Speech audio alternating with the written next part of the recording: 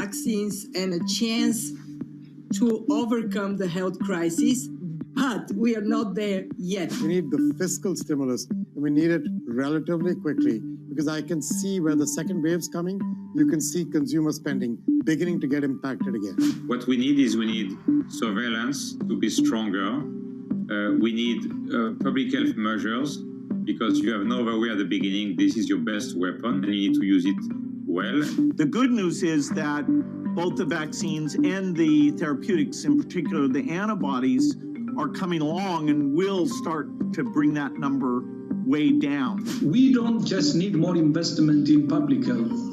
We must also rethink how we value health. I do believe a targeted fiscal stimulus is going to be in order to really begin a more equalized economy. We explore the trends, investments, and competition of the European ETF industry. Join us on Bloomberg ETF IQ Europe. Mercedes-Benz is on a path towards CO2 neutral mobility. So we have flicked the switch there, and really we're going to step by step electrify everything. And what does that mean? Combustion engines get electrified.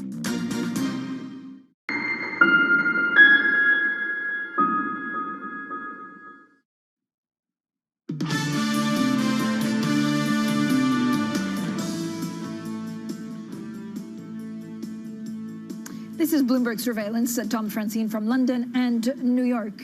Tom, I know you have a single best chart. It's Christmas comes early. Yes, please, Christmas comes early. This is a birthday single best chart for Francine. This chart shows the amount of lasagna ate last night at the Lacroix household. Now, it's a dollar index, folks. A Bloomberg dollar index, we break down really on the cusp of that new weakness of a number of years ago. But you see where we were decades ago, and it will be interesting to see if dollar holds up or we do get a persistent weaker dollar. That is a good precursor to get to Randall Krosner of the University of Chicago Booth School, ensconced in London. And folks, I'm going to tell you right now, this is one of the great educational experiments out there. Colleges love to go out and set up distant campuses, but to have the courage to take the Chicago approach into London is something. Randy, what has been the biggest surprise of bringing Milton Friedman and Stigler and the rest, Gary Becker,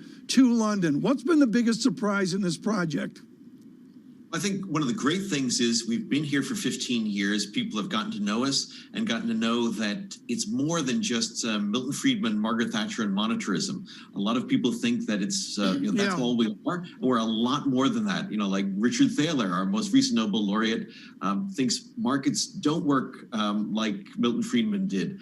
He completely disagrees with that view, and that's what we're all about. Debating these ideas and then bring them into practice. No, the Fractus Chicago debate, and also beating over the head, frankly, like your good competitors, LSE, in microeconomics. What is the microeconomics that Chairman Powell faces today? I mean, it is about supply, but the demand economy is deficient, isn't it?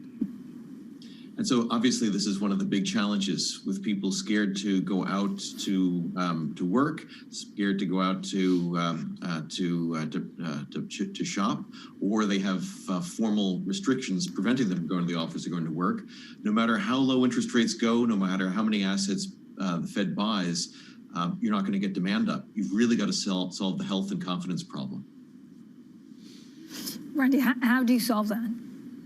Well, we're making progress. I mean, it's truly amazing that we have in 10 months gotten something that would normally take a decade, a vaccine. And so I think we're making really good progress. It's not immediate. Obviously, the cases are going up both in Europe and in the US, but there's really light at the end of the tunnel. And this is one of the needles that the Fed has to thread, because they're really big short-term challenges, but they see that hopefully these will be overcome when we get 6 months, 9 months from now.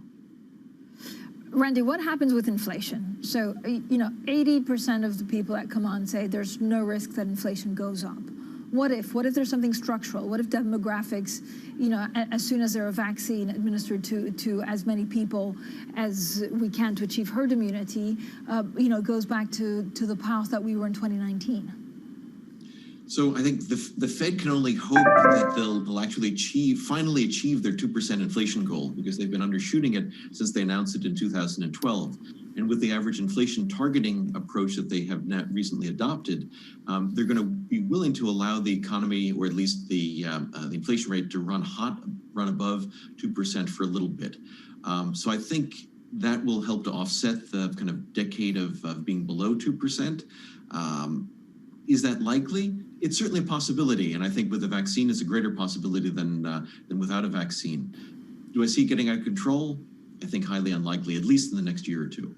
Professor Krosner, there is a belief construct set up now about a path forward. Maybe it's based on theory, maybe it's seat of the pants for all of our central banks worldwide. What is the unknown out there? We look at a weak dollar. We showed the chart earlier. To get an ever weaker dollar clearly is destabilizing. I don't mean the drama of Louvre and Plaza Accord, but a weaker dollar surprise. And also as well, the certitude that yield won't go lower in England and in America.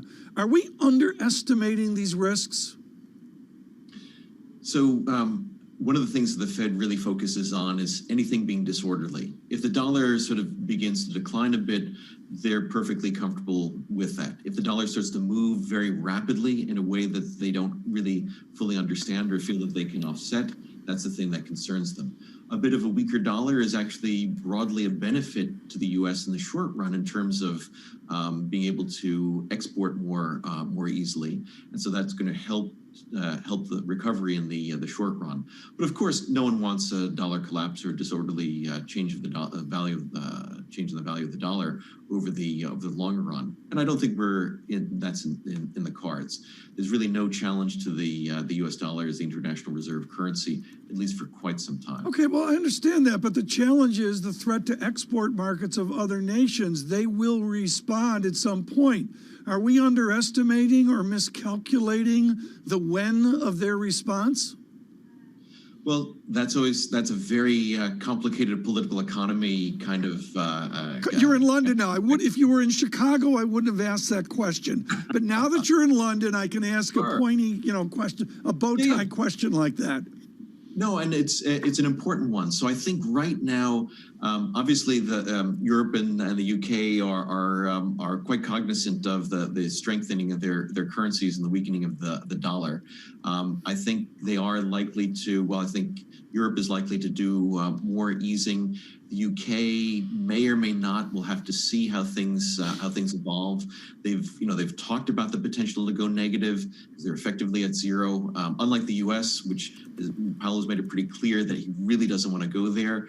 Andrew Bailey has said he might go there. Europeans, of course, are already there. So I think there's more easing in the cards here in Europe, maybe not quite as much in the US. But I think today we're going to hear a little bit more from the Fed about how the asset purchases are going to evolve over time. Randy, last time we spoke to you, actually, you were on the day after Janet Yellen got appointed to Treasury Secretary. I know you know her well and you've known her for a long time. What will she do with the dollar dynamics? I think she's going to be comfortable with a dollar that is in the range that it's in. Again, nothing disorderly, no sharp corrections. But when you're sitting in Washington, especially as a Treasury Secretary, you can't help but notice that a slightly weaker dollar helps the export sector. Randall Krosner with us from London with the University of Chicago Booth School of Business, and we will continue with Professor Krosner. It is Fed Day. It's a December meeting, which is a snooze fest. Wrong. This time it's not. This is going to be an important meeting, a recalibration by Chairman Powell amid this pandemic, amid the hospitalizations and deaths at record levels. Stay with us with futures buoyant, up 13. This is Bloomberg.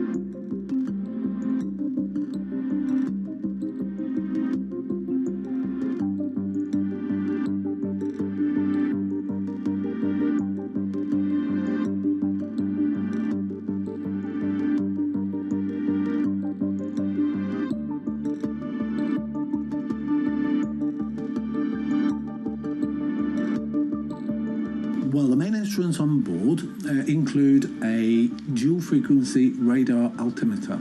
And this is the primary instrument of the mission, and that's the one that's measuring sea surface height, significant wave height, and wind speed over the ocean. And from those measurements, we can actually have the superb measurements that we expect of sea level rise, but also the waves. The significant wave height, which is the top 1/3 of the waves, if you were to look at them in time.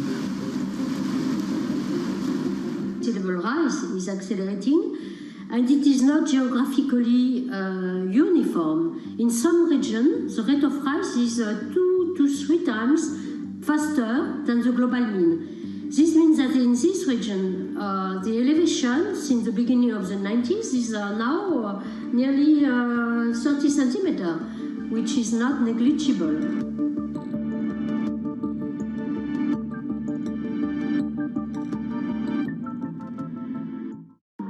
Our generation's biggest problem. Climate change is happening. And the world's most innovative solutions. Transport, industry, buildings, electricity, all of those things. Everything you need to know about our changing environment, the politics of global warming. We can and we will deal with climate change. In the fight against climate change, Bloomberg Green has you covered.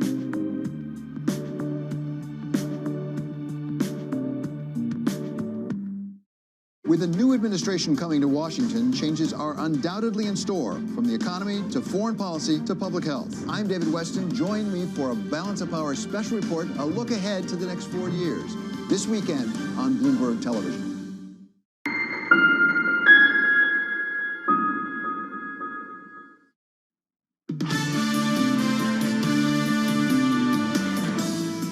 This is Bloomberg Surveillance. I'm Karina Mitchell with the Bloomberg Business Flash. Two of the best-known names in the cannabis business are combining. Canadian-based Aphria is paying a 23% premium for Tilray. The new company will have an equity value of about $3.8 billion. It will trade under Tilray's ticker on the NASDAQ. Meanwhile, online retailer Wish raised $1.1 billion after pricing its IPO at the top end of the marketed range. That gives Wish a valuation of about $17 billion. So far this year, IPOs on U.S. exchanges have raised more than $174 billion, a record. And IBM is moving to increase its electronic payments capabilities. The company is buying Expertus Technologies, a Canadian fintech firm that helps process more than 50 billion in transactions a day. No terms were announced. The acquisition will help IBM clients keep up with PayPal and Square. And that is the Bloomberg Business Flash. Francine. Thank you so much, Karina. Now, the focus here in Europe is firmly on this PMI data, better than expected for Germany. A lot of the manufacturing data really shot above estimates. Two things. Remember, it was actually before we saw the lockdown, so we could see various numbers change quite significantly for January. But overall, global stocks advancing, dollar weakening, a bit of movement on euro. So it'll be interesting to see, Tom, if the ECB addresses it at its next meeting. German 10-year bonds rise. And then I'm also looking at pound 135.15 against dollar because of Brexit negotiations. No, there's no question about it. And to watch the German 2-year is really front and center for our European bond team. I'd also note behind is the VIX, 22.40 on the VIX. I'd really like to see that at a lower statistic, given 3,700 exactly on S&P futures, up 13, and Dow up 99. 30,213 on the Dow. These are really remarkable levels looking back to the beginning of last year. Foreign exchange front and center. The yen blows through a 104 on the PMI data, 103.34, and sustaining at a 103.34. I'd also note renminbi having a sprightly day in yuan, 6.53 yuan per dollar. As well. There will be a Fed meeting. It's always interesting with some surprises this December. Scott Meinert will join us with Guggenheim. This is Bloomberg.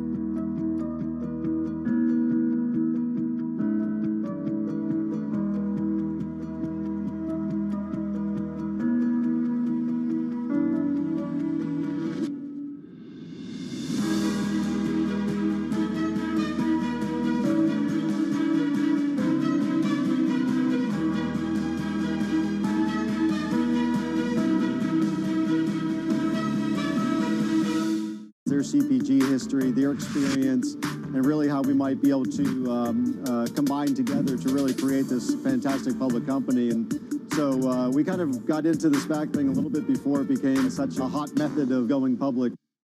This is a market that over the past few weeks has made it clear it wants to go higher. It got a little spooked by the idea that geopolitical tensions are rising.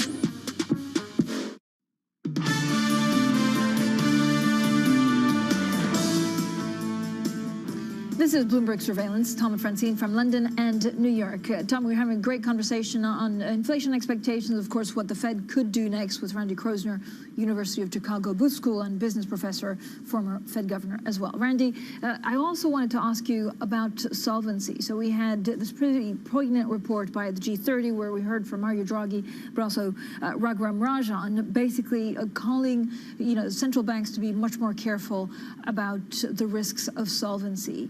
Could we go back to a scenario that we saw in 2008? It's been averted, people talk about it, but what's the actual risk of a solvency crisis?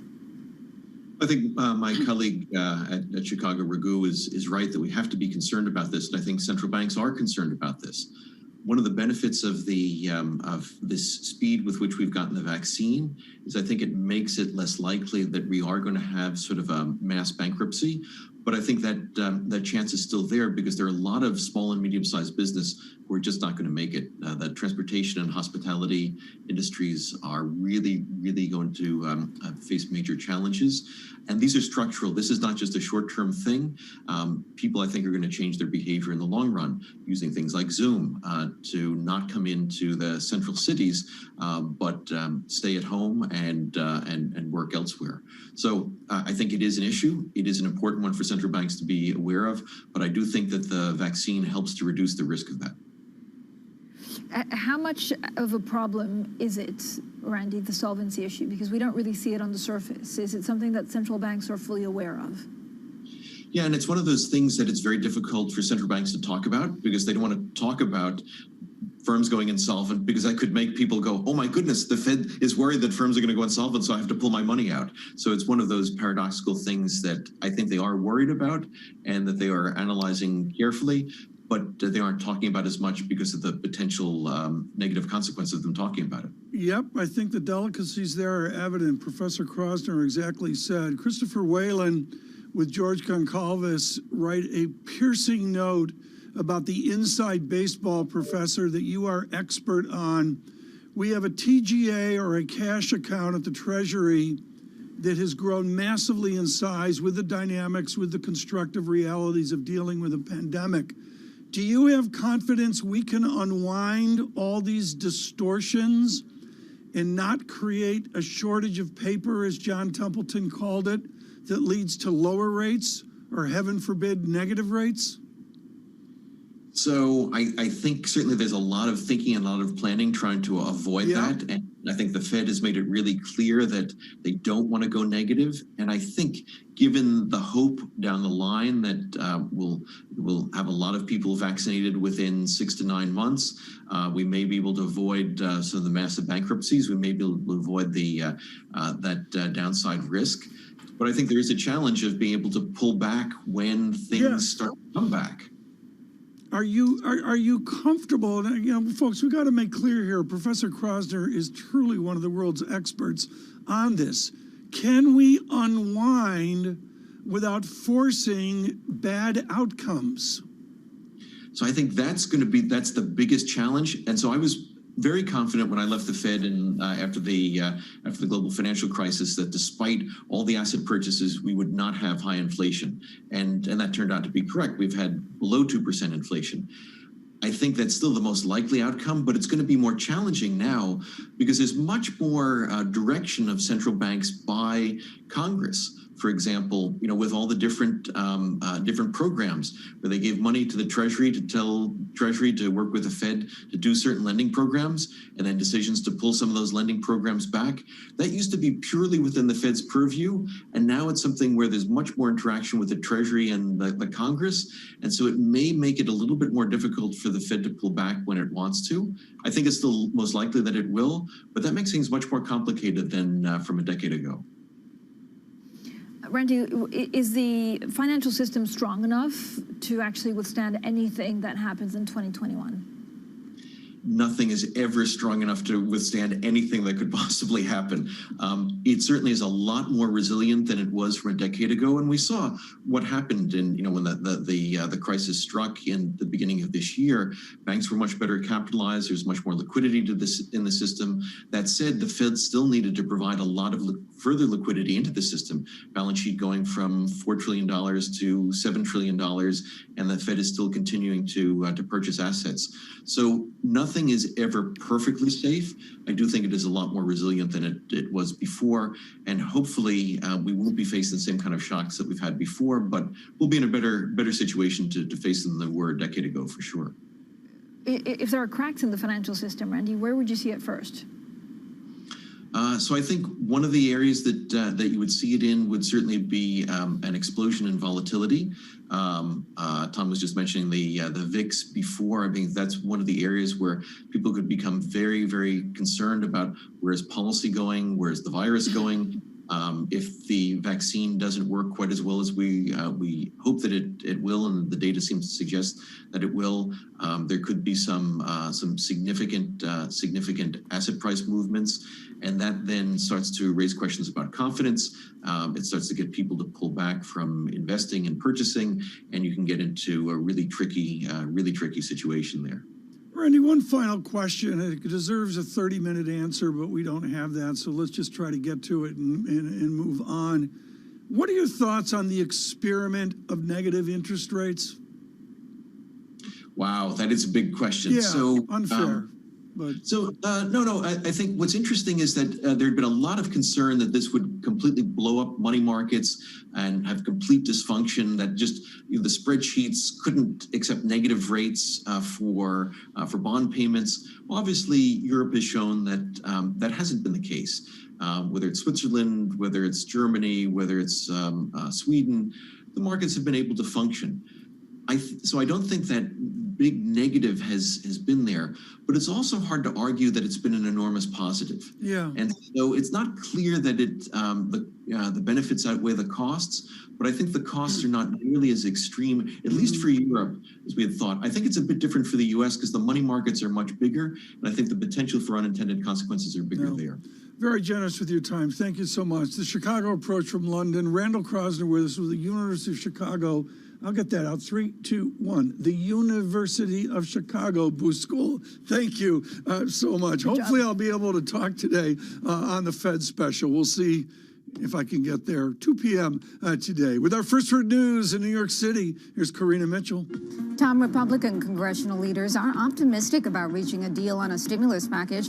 Senate Majority Leader Mitch McConnell said, quote, "We're getting closer and closer." McConnell and other top Republicans spoke with House Speaker Nancy Pelosi and Senate Democratic Leader Chuck Schumer.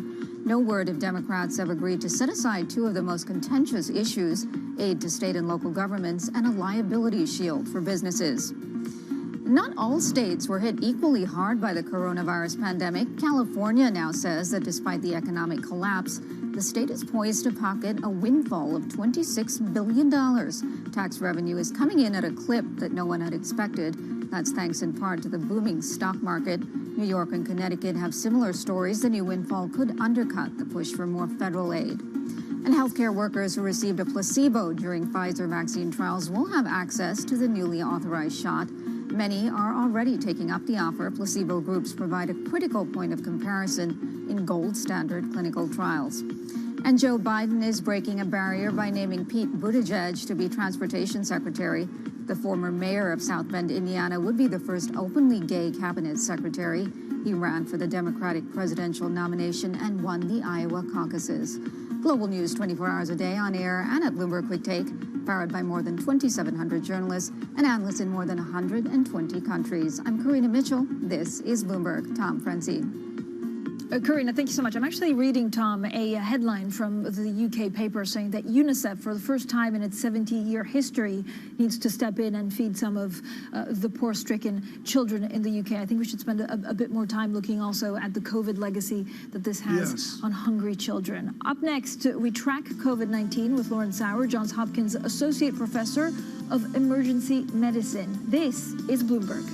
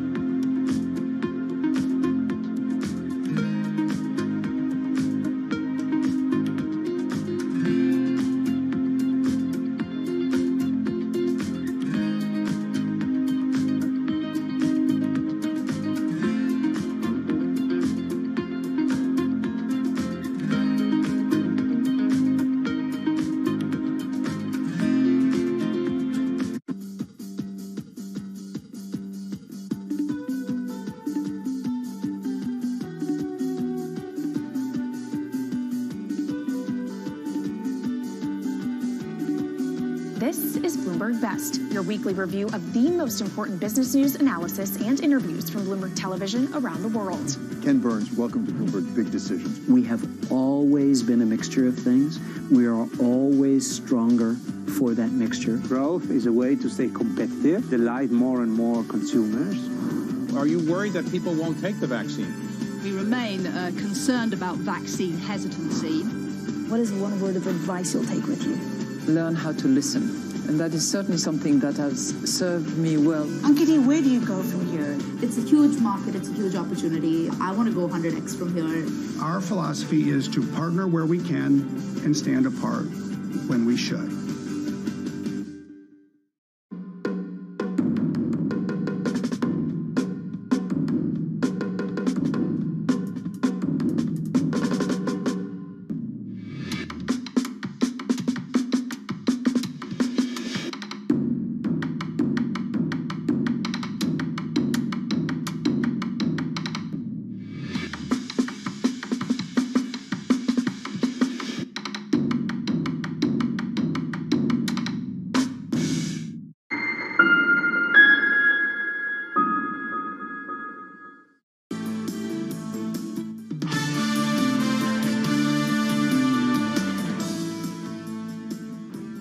This is Bloomberg Surveillance. I'm Francine Lacqua here in London. Tom Keene in New York. Tom, as we continue to track the virus, Bloomberg has developed this unique partnership that everybody knows about with the leading authority on COVID-19. Johns Hopkins has been at the forefront of the international response, and every day we bring you insight from experts in public health, infectious disease, and emergency preparedness. Well, joining us now is Lauren Sauer, Johns Hopkins Associate Professor of Emergency Medicine. Lauren, I have many questions about the rollout of the vaccine, or whether the holiday season is going to be terrible for people, meeting up and spreading the disease. What are you most focused on? Yeah, we're focused on the vaccine rollout for sure. It is a logistical challenge, but it is exciting to see the vaccine getting into the hands of the hospitals who are distributing it to those frontline healthcare workers that need it most. The cold chain has been a challenge, and the challenge is being met by supply chain managers, by logisticians, and by operations managers across the country as we roll vaccine into the hands of those hospitals. It's been an amazing feat for sure. Lauren, Francine just mentioned a shockingly distressful article in the British press of UNICEF coming to the aid of nutrition, of starving kids in the great economic slowdown of the United Kingdom. Are our hospitals seeing people coming in suffering so much because the programs aren't there to help them? Are we at that point in the United States? Yeah, I think we absolutely are. I mean, I think I saw that story as well, and it is awful to see. I mean, I think across the globe, places that enjoyed economic prosperity for the most part across their countries are seeing populations be hard hit. And in the U.S., we actually have struggled with hunger across the board in many, particularly in rural and impoverished urban communities. And we're having to deal with that in a way that we have not really seen as visible because of COVID, because of the economic constraints it's put on families and communities, but also because it's bringing to light inequities and inequalities that were already there. What's the funding you need from the government now? Is it the same need that you had in April and in March, or has it moved on to something different? I think we need to look at sustainable funding for how we're going to come out of this together as a community. So we need more programming for bridging those inequalities, for bridging those inequities, not just patchwork funding for a Band-Aid on a leak. This is fundamentally looking at the underpinning of how the economics are structured in our communities across the country, and how we distribute wealth to support people in need. And that need is not going to go away just because we have a vaccine, for sure. Lauren, how quickly from when we have 30% of the population vaccinated do we stop talking about lockdowns or social distancing? Yeah, that's a great question. I think there's a lot of people working on the answer of what is the minimum threshold for vaccination that we need. And I think that threshold goes down as infection unfortunately continues to rise. But we don't really understand the long-term picture of immunity. So one of the things we have to focus on is getting as many people vaccinated as possible, and that we want to see that number up well above 50%, as high as we can possibly get it. And that is going to come down to working on trust in the community, trust in the process, the attitudes and belief about the vaccine and how safe and effective it is, and how we think about talking to people to encourage them to believe in the science, to believe in the process, and to believe that it's safe and effective. And then the uptick in acceptance and getting the vaccine, particularly once it's more widely available, will be critically important. Lauren, what's the main challenge for the next 3 to 4 months? Is it how you roll it out? Is it to see whether once you're vaccinated you can still pass it on? Or are we? I mean, what I'm trying to get at is, are we just overestimating the impact of the vaccine and how quickly it can have a positive effect on people? I think there is a little bit of that overestimation. I mean, the key is that these vaccines are focused on reducing symptoms in the people that get it. So we don't want people getting sick, and that's what the vaccine is doing. There's a lot more work that has to go into not getting that infection in the first place. And so we want people to continue to mask. We want people to continue to social distance. There has to be this understanding that broad scale vaccination across the population is we're not quite there yet. We don't have the supply, we don't have the manpower.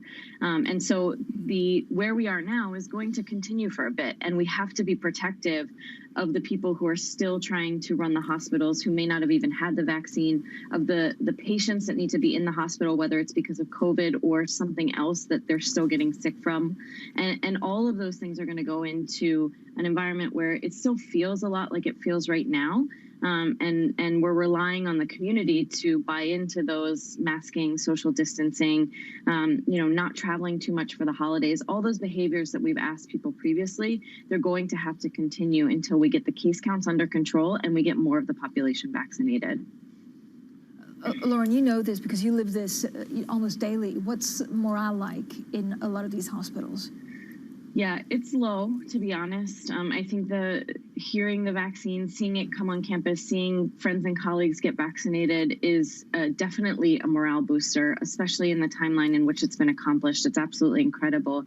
But those first doses of vaccine have rolled out on the same day that we reached 300,000 deaths. And that is really hard to take.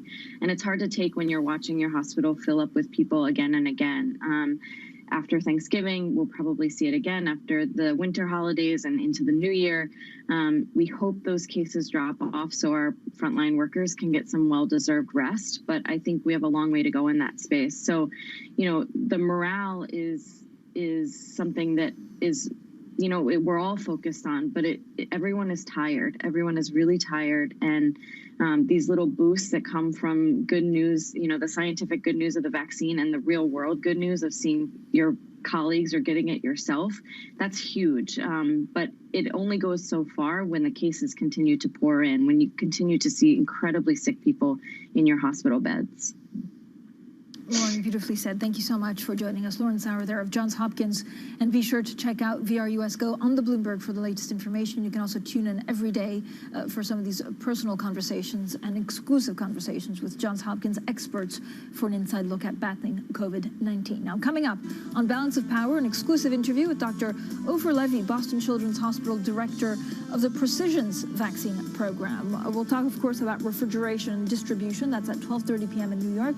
That's 5:30 p.m. in London, and this is Bloomberg.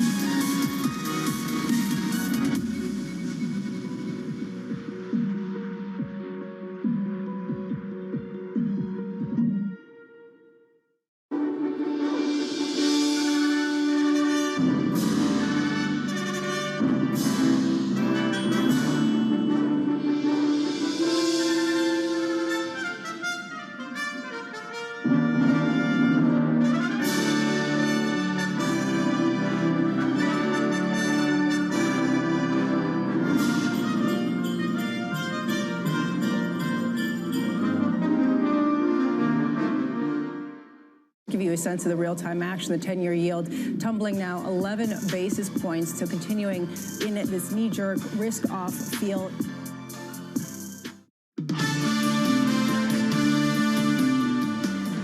This is Bloomberg Surveillance. I'm Karina Mitchell with the Bloomberg Business Flash. A Vanguard equity fund has made history. It's the first of its kind to eclipse $1 trillion of assets. That's a testament to the rise of index-based investing over the past 3 decades. The Vanguard Total Stock Market Index Fund includes a mutual fund and an ETF. Meanwhile, Amazon hasn't given up on getting a lucrative cloud computing contract from the Pentagon. The company has filed an amended complaint arguing that the Defense Department wrongfully awarded the deal to Microsoft. Amazon says its bid was cheaper and technically superior. More than a year ago, Amazon filed suit claiming that political interference by President Trump cost it the contract. And that is the Bloomberg Business Flash. Francine. Thank you so much, Karina. Now to the Middle East, and Saudi Arabia will stick to its plans to cut spending by more than 7% next year after its budget deficit widened dramatically amid lower oil prices and amid the pandemic. The kingdom's finance minister, Mohammed Al-Jadaan, outlined his plans to tackle the deficit and roll out vaccines in an exclusive interview with Bloomberg's Youssef Gama Eldin. We expect the first batch of vaccine that we bought to be arriving very soon. I would say possibly within hours. Ministry of Health has a very clear plan on how they are going to distribute this vaccine. It is going to be free of charge for everybody, whether nationals or expats. Even illegal immigrants will receive a free of charge vaccine. Obviously, it will need to be rolled out on a priority basis for those who are most vulnerable, and then for the first line healthcare service, and then the rest of the people. It will take time, obviously, like everybody everywhere around the world, but we expect within the next few months that we will have almost everybody who needs the vaccine and wants the vaccine to be vaccinated. Minister, in your formal remarks, you talked about adopting a more effective spending plan. How does that translate into priorities for the new year? I mean, I know you have a long list of fields and issues that you want to address, but if you could just perhaps prioritize the spending for our global audience, what is the absolute top priority here? A few things, Youssef. I think this is a very important question, actually. One is people's health. So we still believe that we are not out of the woods yet, and we wanted to make sure that we have enough financing for the health service. And we wanted to make sure that we are prepared for, God forbid, a wave to hit Saudi Arabia. Thanks God, so far the healthcare service have been very well maintained. The levels of infected people is reducing significantly. So that's the first priority. The second priority is actually to stimulate the economy, and we wanted to focus on small and medium enterprises. We wanted to focus on basically going back to our original plan on funding the Vision 2030 programs to diversify the economy, to create more jobs in the economy, to enable the private sector. Financial technology is another area where we wanted to make sure that we enable more investors to come and invest in financial technology, and generally in the industrial sector, where there are significant opportunities that we have seen. And even in the last third and fourth quarter we are in now, we have seen a very, very healthy rebound of activity in the industrial sector, and we want to push that even more next year and the years to come. That was the Saudi Finance Minister Mohammed Al-Jadaan and Bloomberg's Youssef Gama Eldin. Now, the focus is firmly on some of the PMI data that we had this morning. The focus also on the Fed and whether they will tweak their bond purchases program. If you look at the markets, they're focusing on some of the positives out there. They're also focusing on better than expected Brexit negotiations. Now, we don't have the details. We understand that there could be some kind of agreement on fishing rights. It's the now last major hurdle. I'm also looking at dollar weakening ahead of Fed. So look at euro levels and anything that we could hear from later. This is Bloomberg.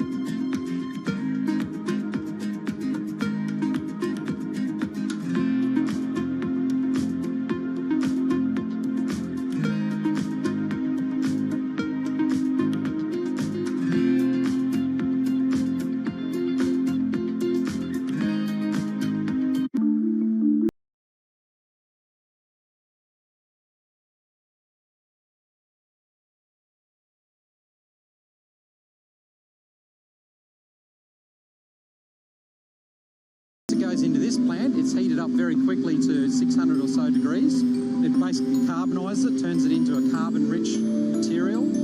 Obviously kills all of the pathogens.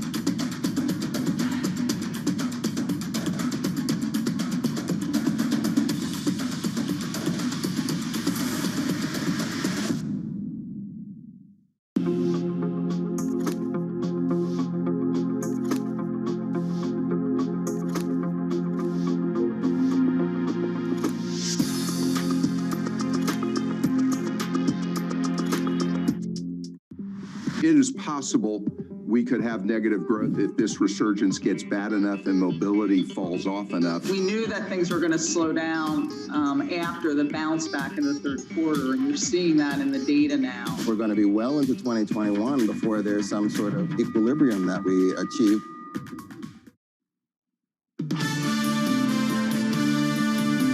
Certainly there's an argument to be made that perhaps we've gone up a little too far, too fast. The next several months will be difficult. The data is slowing, momentum is ebbing. When you look at hiring, you're seeing those permanent layoffs increase. That's going to be a concern going forward. The really important thing to keep in mind is we're starting a brand new economic cycle right now. I think a lot of this Band-Aid stimulus has already been priced in. The central banks have locked themselves in to being stuck at their effective lower bounds. Companies who have made it through 2020, when you get into 2021, some of them may just find it too difficult to keep going. This is Bloomberg Surveillance with Tom Keene, Jonathan Farrow, and Lisa Abramowitz.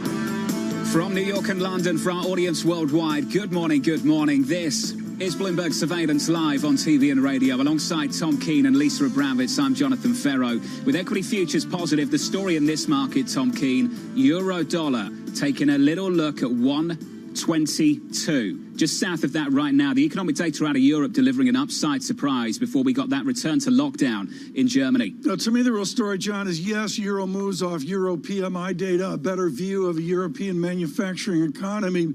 But far more, John, it was a jump condition worldwide, seeing renminbi come in, stronger renminbi, yen right now a 103.32, showing strong yen. But to me, John, it was the aggregate, the DXY, the ADXY, the Bloomberg Dollar Index, all congealing to a jump condition, weak U.S. dollar.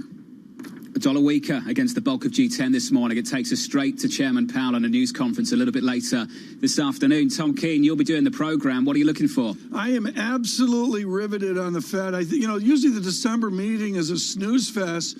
And, there's a bonus round this year. This is not a snooze fest. It's going to be quite interesting how he frames what they're going to do given vaccines and given a very slowing economy. And then, of course, the other issue, John, is we've got Powell, we've got Jurgen, and we've got Jose. I mean, there's a small distraction going on during the Fed press conference. It took you 2 minutes. So for our audience, this is what's going to happen during the news conference with the Federal Reserve. About halfway through, Caroline, Tom Keene's going to sit there on the other screen. He'll be watching Spurs versus Liverpool on the other screen. Tom will be two-screening the news conference, and he won't be listening to Chairman Caroline Powell. Hyde will be in London doing exactly the same thing. Oh, right. Sounds riveting. So, Lisa, yeah. when you engage with the content a little bit later, after that news conference, when Tom pontificates on everything Chairman Powell has just said, just assume he didn't pay attention whatsoever through the whole of the back half. That was a yellow card against Harry Kane, Caroline. My favorite part is that we're giving an accurate look ahead to what we're going to be watching today. We're going to be watching that Fed conference. We're going to be watching Tom Keene watch his Spurs feud with Liverpool. Today, 8:30 a.m., in just about an hour and a half time, we're going to be getting U.S. November retail sales. The expectation is for the first month-over-month decline since April. That's the bad news. The good news is that Tom Keene is going to contribute to retail sales buying Faber Bear Paw wooden snowshoes, which are the #1 brand to trek to work. I looked at those. And we will be getting a fashion show tomorrow in addition to a TOTS update. 9:45 a.m. We're going to be getting U.S. December market manufacturing services and composite PMIs. Let's see if we see the same momentum that we saw over in Europe earlier today. The question is this just completely backward looking, and how much do the ongoing lockdowns really eat into this momentum? And then 2 p.m., that Fed rate decision, also the TOTS game versus Liverpool, which we'll be looking out for, 2:30 p.m. I really think that, John, the interesting thing is, and I really like what Diane Swank of Grant Thornton said, the Fed's most powerful tool is the perception that they are there. How much do they actually have to take action? And how much do they simply have to signal they will be willing to extend the duration of their purchases should there be a disruption?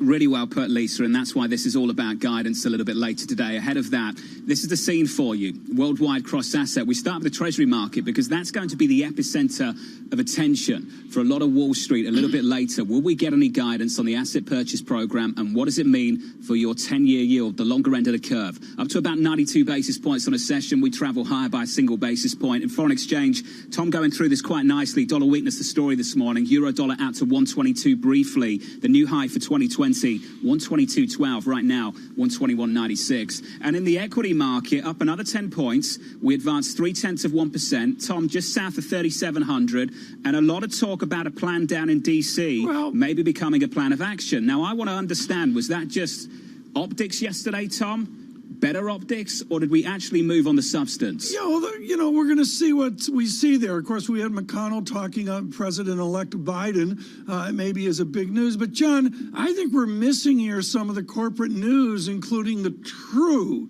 lift in Apple shares yesterday off the enthusiasm on the iPhone. There's micro corporate news, which is driving this, or at least sustaining this higher. I agree with you, and everything in and around the Apple universe had a very good session in the last 24 hours as well. Joining us now, Sebastian Page, T. Rowe Price Head of Global Multi-Asset. Sebastian, great to catch up with you, sir. Top of your notes, don't be a hero. What does that mean, Sebastian? Don't be a hero. I don't think this environment is one to take a large position on risk on versus risk off. I think now's the time to be conservative and remain invested, remain neutral between stocks and bonds. you have this impression that stocks are expensive because you have a forward P of 21 and you had a really good run, and then you start hearing comparisons with the late 90s and you start hearing the word bubble, but really you can't compare on a relative basis. Okay, ladies and gentlemen, I'm placing an order to sell short euro at 121.98.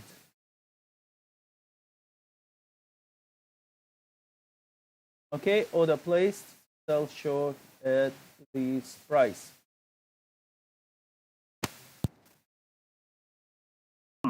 Relative to the yield on bonds.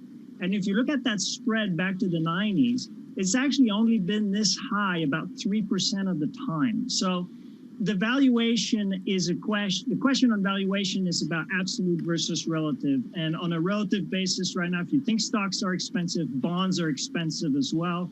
Not the time to be a hero. Stay neutral. The destination is COVID off, and it's fairly clear, and it's become clearer.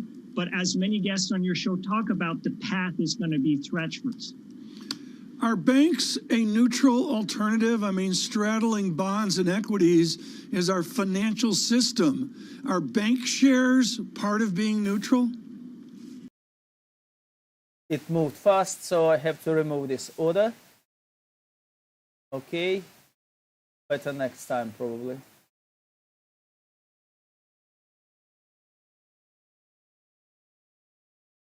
Analysts view that they're starting to upgrade banks because the low rates for longer has basically been priced in. And if you believe in the destination, despite the rocky path, then the recovery trade makes sense. So we're tilting towards value. And Tom, we're also overweight small caps versus large caps at the moment. This is a situation where you have good relative valuation, especially if you look at the S&P 600, which is higher quality, but also good momentum. So value, yes, banks, yes, small caps, emerging markets, and some credit in loans, for example. Long the recovery trade under the hood.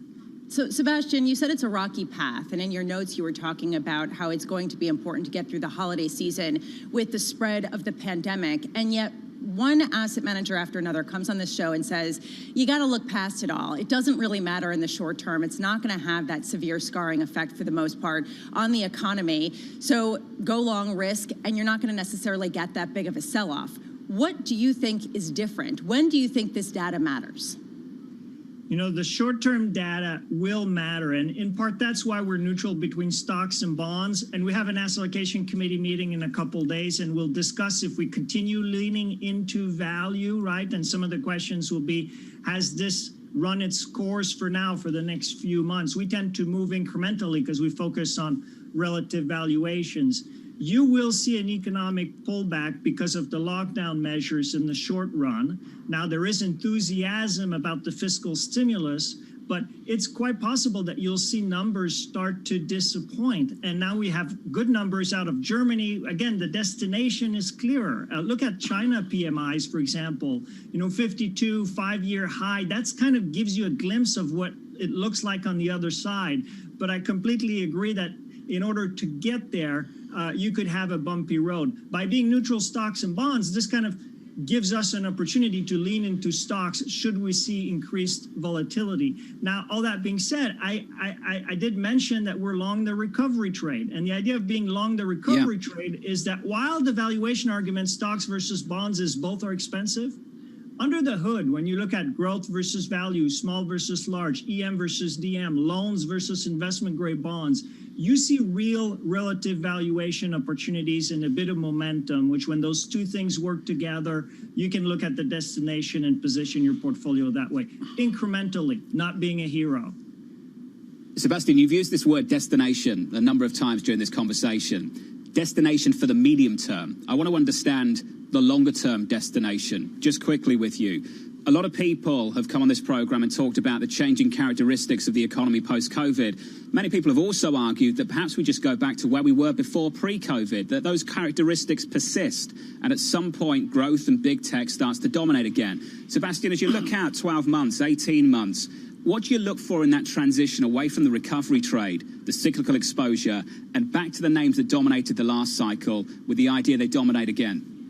So medium term, 6 to 18 months, we would still be long value relative to growth, but still investing in growth, right? We're not talking about selling all your growth exposures and going all the way into value.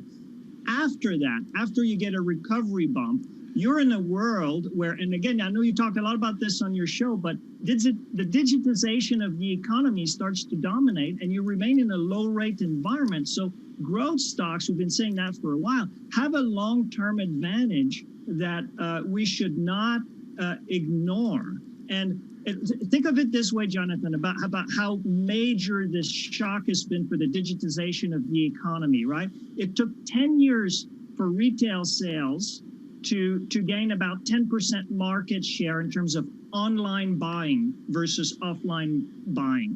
And then during 10 weeks in the first phase of COVID, you had another 10% gain in online retail sales. So basically, you've gone digital in terms of retail buying.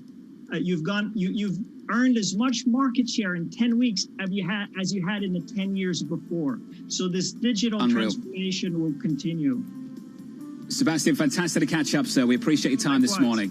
And thank you for everything this year as well. Sebastian Page there of T. Rowe Price. For our audience worldwide, alongside Tom Keene and Lisa Abramovich, I'm Jonathan Ferro. As we count you down to a Fed decision and US retail sales as well, this is Bloomberg.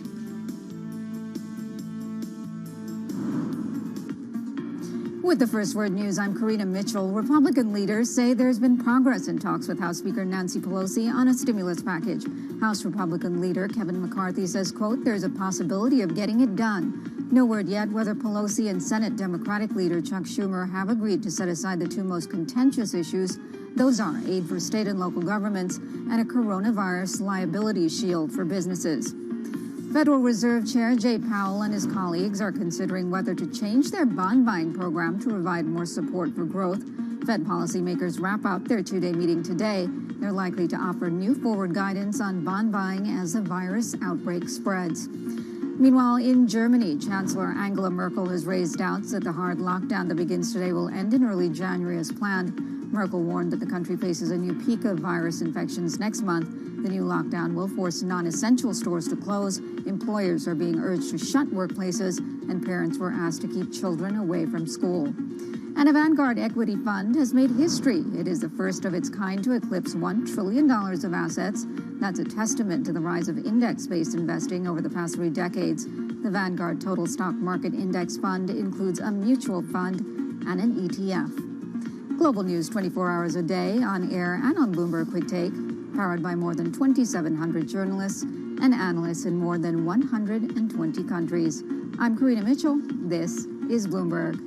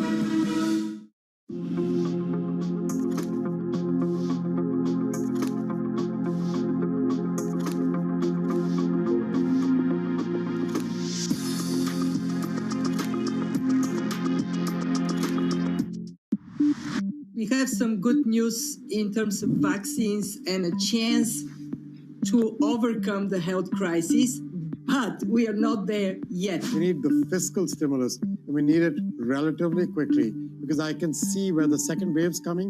You can see consumer spending beginning to get impacted again. What we need surveillance to be stronger. We need public health measures, because you have no other way at the beginning. This is your best weapon, and you need to use it well.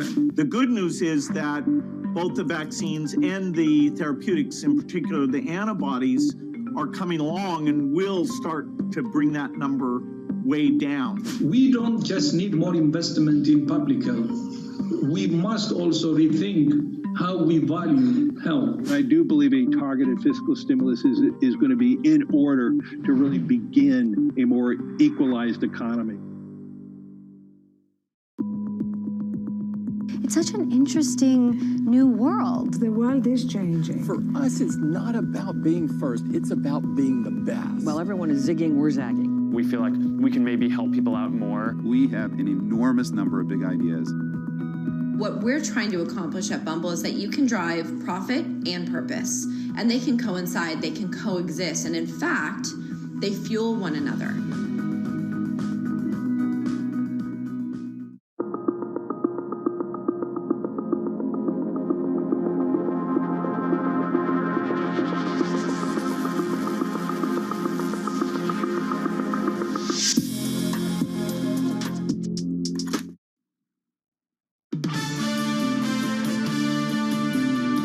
This morning, our country has officially a president-elect and a vice president-elect. So today, I want to congratulate President-elect Joe Biden. The president-elect is no stranger to the Senate. He's devoted himself to public service for many years. And just like that, the mood improves just a little bit down in Washington. Senate Majority Leader Mitch McConnell there, recognizing the election of President-elect Joe Biden. For our audience worldwide this morning, good morning. Alongside Tom Keene and Lisa Abramowitz, I'm Jonathan Ferro. It is Fed Day. Retail sales about 1 hour and 12 minutes away. And here's the price action for you. Equity futures up by 10 on the S&P 500. We advanced by around about 1/3%. We had a little look at 3,700 again this morning, just south of that level right now, up 1/3%, as I mentioned. In the FX market, we had a little look at 122 on euro dollar, back down to about 121.90 now, up 1/3%. And yields are higher by about 2 basis points to 0.9262% on a US 10-year. They were saying all the right things yesterday, Tom. McCarthy, we're moving in the right direction. McConnell, I think we're getting closer and closer. One big thing was missing for me. Have Democratic leadership accepted the potential, the prospect of separating out state aid and liability protection and putting it to one side and voting on two different things? I didn't hear that yesterday. I totally agree with you, John, that the idea that the Democrats have to rationalize moving from X trillion dollars down to $700 billion to get something done will be an interesting discussion of the next number of days. And of course, I'm focused on December 26th, which is where a lot of this aid dries up. Kevin Cirilli with us right now, our Bloomberg Chief Washington correspondent. Kevin, I'm absolutely fascinated by the grace of the senator from Kentucky. Obviously, he had to wait to see the numbers given the president's actions. And last night, in the midnight hour, the president tweeted out 92% of Republican voters think the election was rigged. It's literally as if there's two Republican parties. Does that affect the Georgia races in early January? Senate Majority Leader Mitch McConnell has been able to divorce the issue of policy from politics. And so the fodder that President Trump has been circulating via his social media account is accurate according to the polls. Not obviously, these are unsubstantiated claims. But in terms of the mood of the Republican Party, he is tapping into that. As it relates specifically to Georgia, yes, to answer your question directly, Leader McConnell, Speaker Pelosi, President Trump, President-elect Joe Biden will all be gleaning information from the result of the Georgia runoff elections. I was struck yesterday by the TikTok, so to speak, of the negotiations on Capitol Hill. And to go behind the scenes for a second, please. You have a 4 o'clock Eastern scheduled meeting between all of the major players, including Leader McConnell and Speaker Pelosi, and yes, Secretary Mnuchin was there too. And then you have a halftime, so to speak, where they both have to work the phones to go to their caucus, and they added a second meeting. And that is why there's so much optimism right now and this morning in Washington for additional fiscal stimulus, is because they added a second meeting in the evening, and that has spurred this notion that they're inching closer to a fiscal stimulus deal. Kevin, who benefits from a $700 billion deal if we go from X trillion, or the Republicans at 1 trillion, and we take out all that money? Who benefits from the proposed bill? Well, Americans in need of need. But to answer your question as a political reporter, I would argue that you have the translation of aid for state and local governments now being spun to get Republicans on board as aid to facilitate the distribution models of the vaccine. And so that is a nuanced word difference that Democrats are now making from their argument standpoint. But then secondly, and this bears repeating, the crux of the deal and the foundation of this deal is being originally authored by the Problem Solvers Caucus. They now have political capital, a bipartisan group of lawmakers that they did not have in the wake of the 2008 economic crash, that they did not have with the ascent of the Tea Party, with the ascent of the progressive wing and the Democratic Socialist wing of the Democratic Party. And so for them to be pushing and using their voice right now, this could be, keyword could be, based upon the conversations that I'm having by political observers and some of the members of Congress, a new force within Congress, a centrist force within Congress that is very policy driven as we anticipate the new incoming administration from President-elect Biden.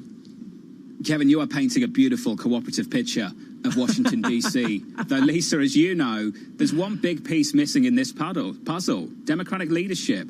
Are they for what Leader McConnell is for, which is separating out these two issues? And how splintered is the Democratic Party on this? Because more centrist Democrats seem more willing to give up this particular section. Kevin, given some of the disagreements over that aid, how pivotal is the data that we got over the past 24 hours showing that certain states, California, New York, didn't suffer as much as people had expected with tax revenues based on the windfall from Wall Street and beyond? It's crucial. It's incredibly important. And you look at the other data in terms of the inequities that have been exposed as a result of the second wave of the pandemic. Look no further than the Hispanic community, which disproportionately has bared the brunt of COVID-19 infections based upon data compiled by Johns Hopkins University. But the triangulation of sorts, while it might be an optimistic, rosy picture, I would argue it also will set up a political fight in which there is now a third element of battles between the fringe of both parties and now a centrist force. The question becomes whether or not the suburban politicians in both parties are able to communicate from their swing districts that in order for them to keep control of the respective Senate and the House, again, a difference of ideological split there, that they be able to compromise. And as a result of that, that was the message that President-elect Joe Biden took to Georgia yesterday ahead of the January 5th runoffs, in which he's saying, look, this is not an argument to get a deeply progressive elected in Georgia, but rather just to hold on to a majority and to push through a much more narrow agenda. Kevin, great to catch up. Busy day ahead for you. Kevin Cerulli, down in D.C., Bloomberg chief, Washington correspondent. Tom, the mood music improves. We've talked about that so many times. Is this market trading on a more constructive mood in the last 24 hours, or the content? Because the content right now, Tom, is still lacking.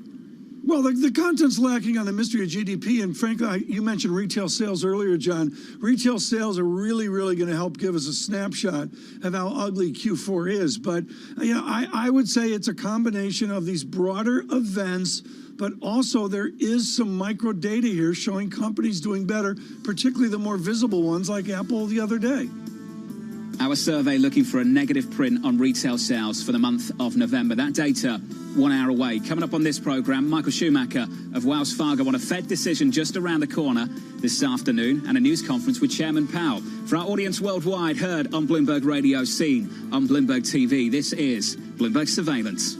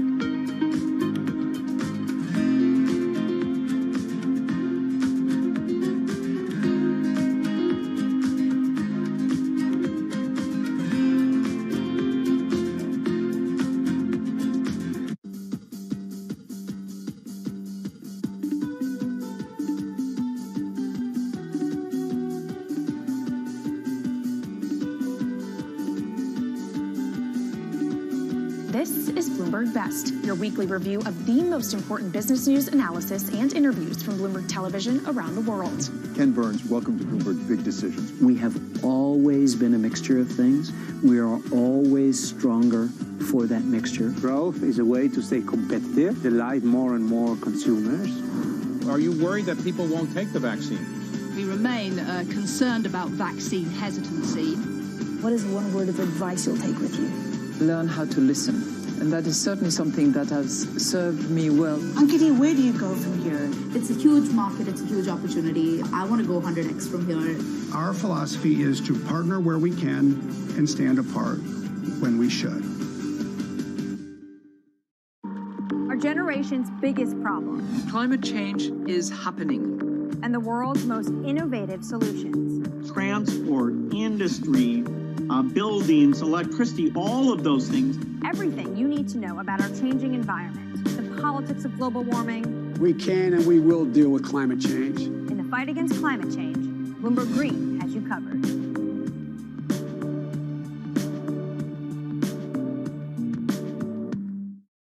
I think what we've seen during this period of time is that communicating via video is not a fad. We are using it in all aspects of our lives, for work, for learning, for communicating, for staying in touch.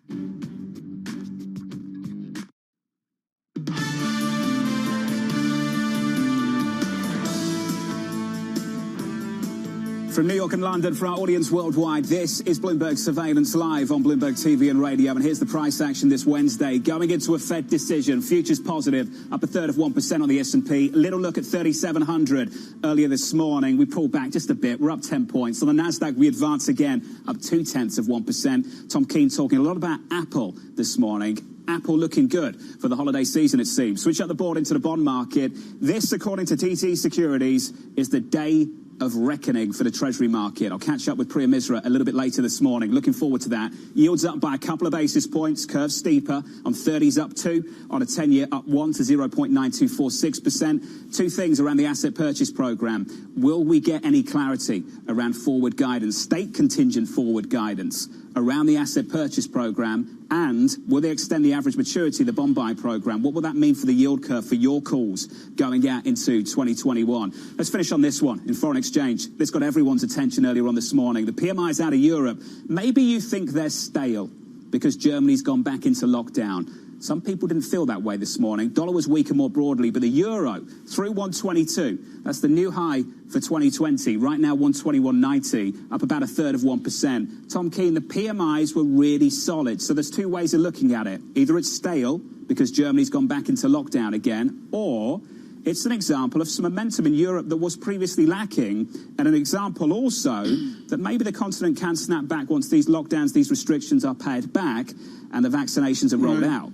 Hey, John, to me, it's about a pandemic partition. It's about within each nation, two economies. We talked to the World Economic Forum today about this, folks. The idea of, yes, the United States, yes, Pakistan, yes, a beleaguered Germany, where each economy has two separate economies, one that's recovering and one that's flat on its back.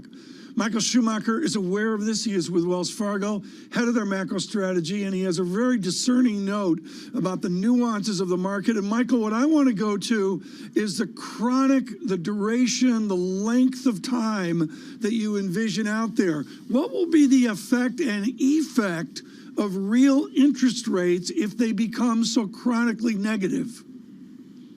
Yeah, Tom, it's really interesting. Real rates have gone super negative this year in the U.S., in Germany, and Australia. And it's really for a couple reasons. Poor growth, obviously, and huge central bond purchases and central bank purchases. But when you think about it, it's really a function going forward of what do investors expect to earn. And we think those numbers are going to be very poor for a long time.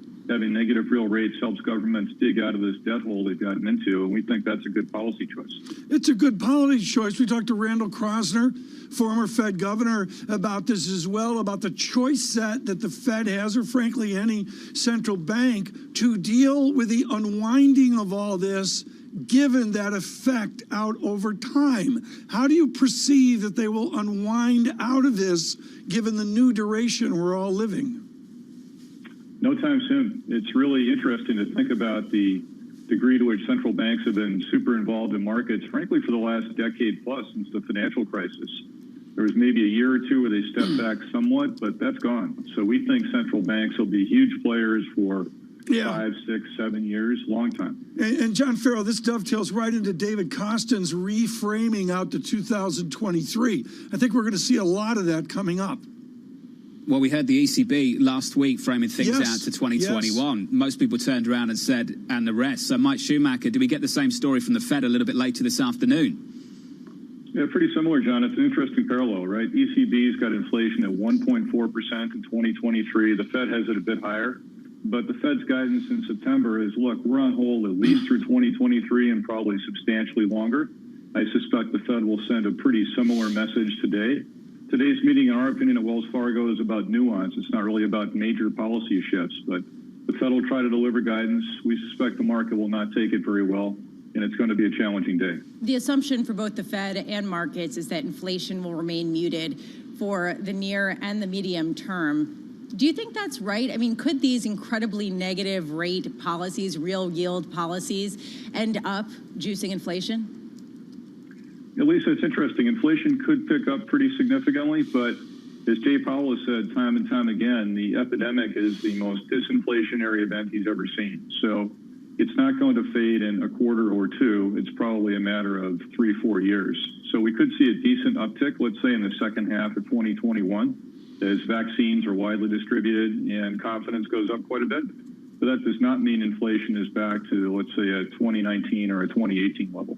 So there was a JP Morgan Asset Managers, Karen Ward came out overnight, and she was talking about how inflation is the one thing that's very priced into the market in terms of remaining low. If it were to increase, it would upend a lot of market calls. How much would it have to increase to go against the consensus trades that are so prevalent right now? Yeah, if realized inflation were to tick up, let's say by 2-3 tenths, in the U.S., in Europe, and the U.K., then I suspect it would cause a lot of consternation. And then you might get finally this big steepening move, big bear steepener we've talked about for a while. Mike, you mentioned that we would have a challenging day with the Federal Reserve. What is it you think they're about to try to do that would be challenging? Yeah, John, we think the Fed will try to do is deliver guidance, but the market wants specifics. So the market wants to know if inflation is 1.5%, how many bonds is the Fed going to buy? If it's 1.7%, what will the Fed buy? The Fed wants to provide qualitative guidance. What does that mean? Does that mean if inflation goes up, the Fed buys fewer bonds? Well, we sort of know that. So how does the Fed really provide something useful in the form of qualitative guidance? That's really difficult to see. So we suspect the Fed will try it. Market will look at the statement, listen to the press conferences, and say that really didn't do it for us. So we think that leads to a fair bit of choppiness in the session. So potentially equities lower. Where would that leave the bond market, Michael? What would that mean for Treasury yields? Yeah, bond market in that case, assuming there's no WAM extension, which we think is not going to happen today, so no extension, probably yields go up a little bit. So maybe a couple basis points in the 10-year, but nothing radical. Michael, nothing radical. Do you look at 2021 as an opportunity for nice return? I mean, everyone's always spouting single digit, and decidedly it was a double digit 2020 for those with courage. Do you frame next year as a year of opportunity? It's a tough one to get a lot more opportunity, Tom. When you think about the reason that risk assets have rallied so much, it's really been that central banks have come rushing in to support markets and provide put options in a lot of cases, essentially. So does that happen again next year? Not to the degree it's been in place in 2020, and the moves have been extraordinary. So we think that you'll need to see much more validation in terms of growth, and that's going to take a while. But given your duration call of this, the chronic nature of where we are, do you have a confidence they can unwind with stability, or can there be shocks like an ever weaker dollar, or frankly, it could swing the other way on fear, or the idea of price up, almost a bidding war for all this paper out there? Which way does it cut? Yeah, I think there's another element too, Tom, and that is how much of a yield increase would central banks really tolerate? Would the Fed or the ECB or the Bank of England, take your pick? Can they deal with that sort of thing? And it's a judgment call. Now, we think as vaccines get out there, the central bankers will say, okay, if confidence is increasing and growth is picking up, then we're all right with longer term yields rising 20, 30, 40 basis points, something like that. But as far as a huge surge in inflation pushing yields up, we think that's unlikely. We think it's going to be a fairly moderate increase. And in terms of real yields, we think they stay negative, but maybe not as negative. So if the 10-year yield in the U.S. on a real basis is, call it -1%, maybe that goes to something like minus 0.7 or 0.8, something in that neighborhood. Michael, I was struck by what you were saying, that this is going to be a tough day for the Fed, and that if the market isn't satisfied, you might see 10-year Treasury yields blip up a couple of basis points, nothing that big. Are the days of taper tantrums over as we knew them back in 2013? Well, I certainly hope so. That was a pretty interesting period, and the Fed, I imagine, has reflected quite a bit on that and said, we don't want to do that again. So the message from the Fed almost certainly will be to remain super accommodative for a very long time. It may have language like the ECB talking about just how long it intends to remain actively buying bonds and reinvesting the proceeds, but we suspect it'll be a very long time until the Fed really considers tapering, much less talks about it.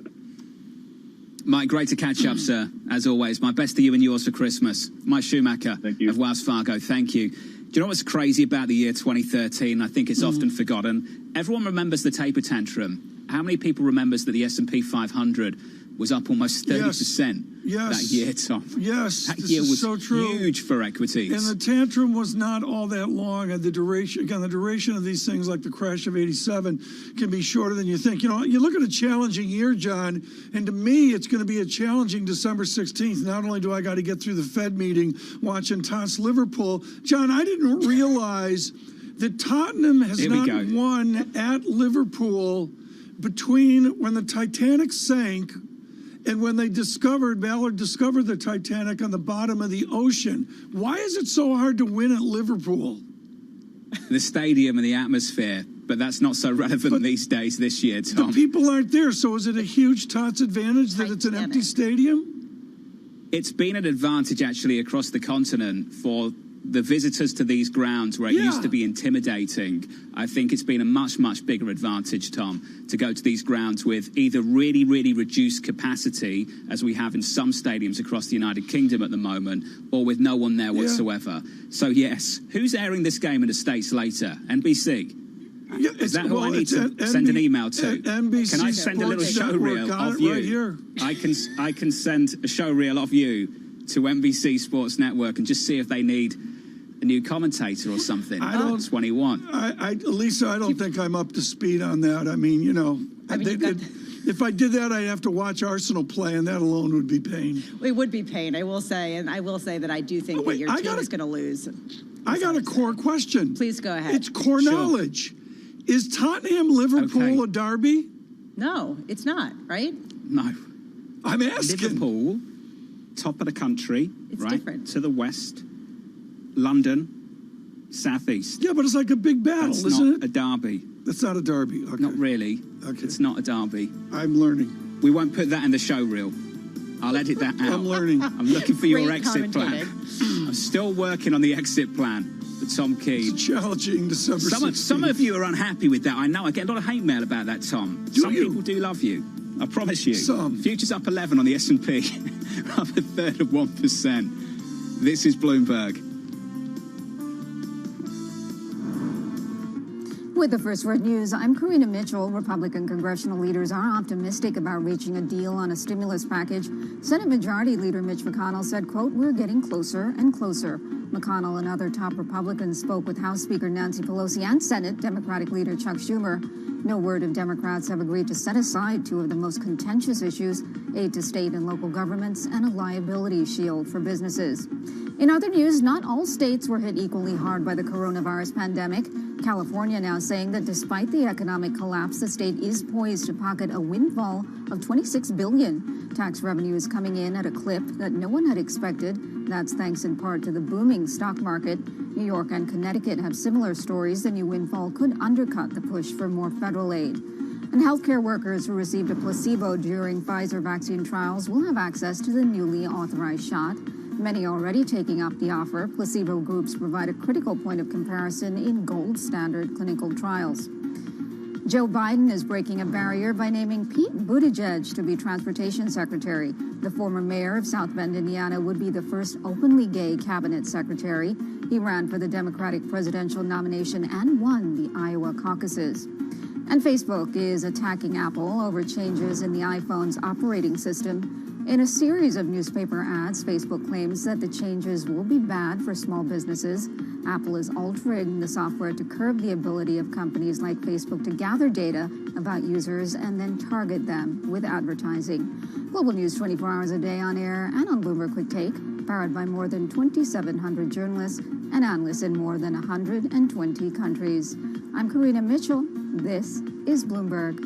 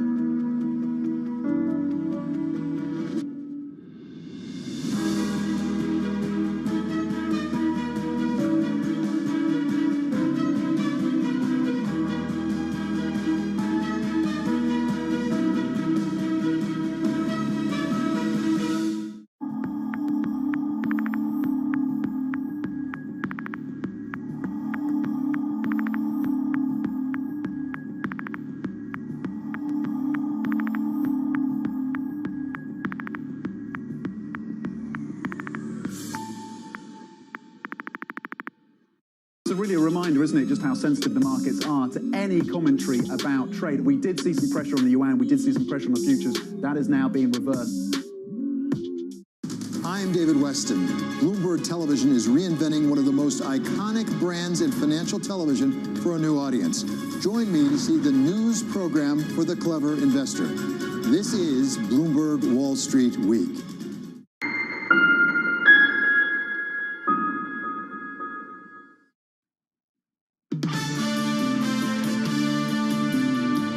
Morale is something that is, you know, we're all focused on, but everyone is tired. Everyone is really tired, and these little boosts that come from good news, you know, the scientific good news of the vaccine and the real world good news of seeing your colleagues or getting it yourself, that's huge. But it only goes so far when the cases continue to pour in. An industry that we all owe a great deal of gratitude to through 2020 and looking out to 2021 as well. That was Lawrence Sauer, Johns Hopkins Associate Professor of Emergency Medicine. For our audience worldwide this morning, good morning. Alongside Tom Keene and Lisa Abramowitz, I'm Jonathan Ferro. Wednesday morning ahead of the Fed and retail sales 42 minutes away. Here's the price action in the equity market in the United States. The S&P 500 staring down all-time highs again through 3,700 briefly earlier this morning, up 10 on the S&P. We advanced a third of 1%. Euro dollar 121.86. Had a 122 handle earlier this morning. And in the bond market, yields up a single basis point to 0.9196%. Just briefly wanted to touch on the debt market if I can, Tom. And Lisa, come to you on what I just thought was amazing to see Norwegian Cruise Lines come back to the primary market with debt and just compare and contrast the yield that they have to offer now to get this supply away compared to the yield they had to offer back in May. Yeah, well, I mean, honestly, you just have this incredible rush to buy debt at any cost, and this is lowering their borrowing costs. It's amazing. It's a private offering, $500 million. Just showing also one thing I found interesting with the cruise lines, John, that they were backing it with all their cruise ships. Now they don't have anything more to necessarily secure this debt with. So they're just selling debt, and people want to buy it. Unreal. Tom, back in May, this debt was 12.5%. Yeah. Ish. Now you're looking at something around 6, maybe. Well, to clearing markets, to me, it's a lot like 06, 07, where people are just in a frenzy about yield. And that, to me, screams that maybe the call of higher yields across the board is a bit off the mark just because of the demand side of fixed income. Chris Whalen writing a brilliant note on that over the night. It is institutional risk advisors.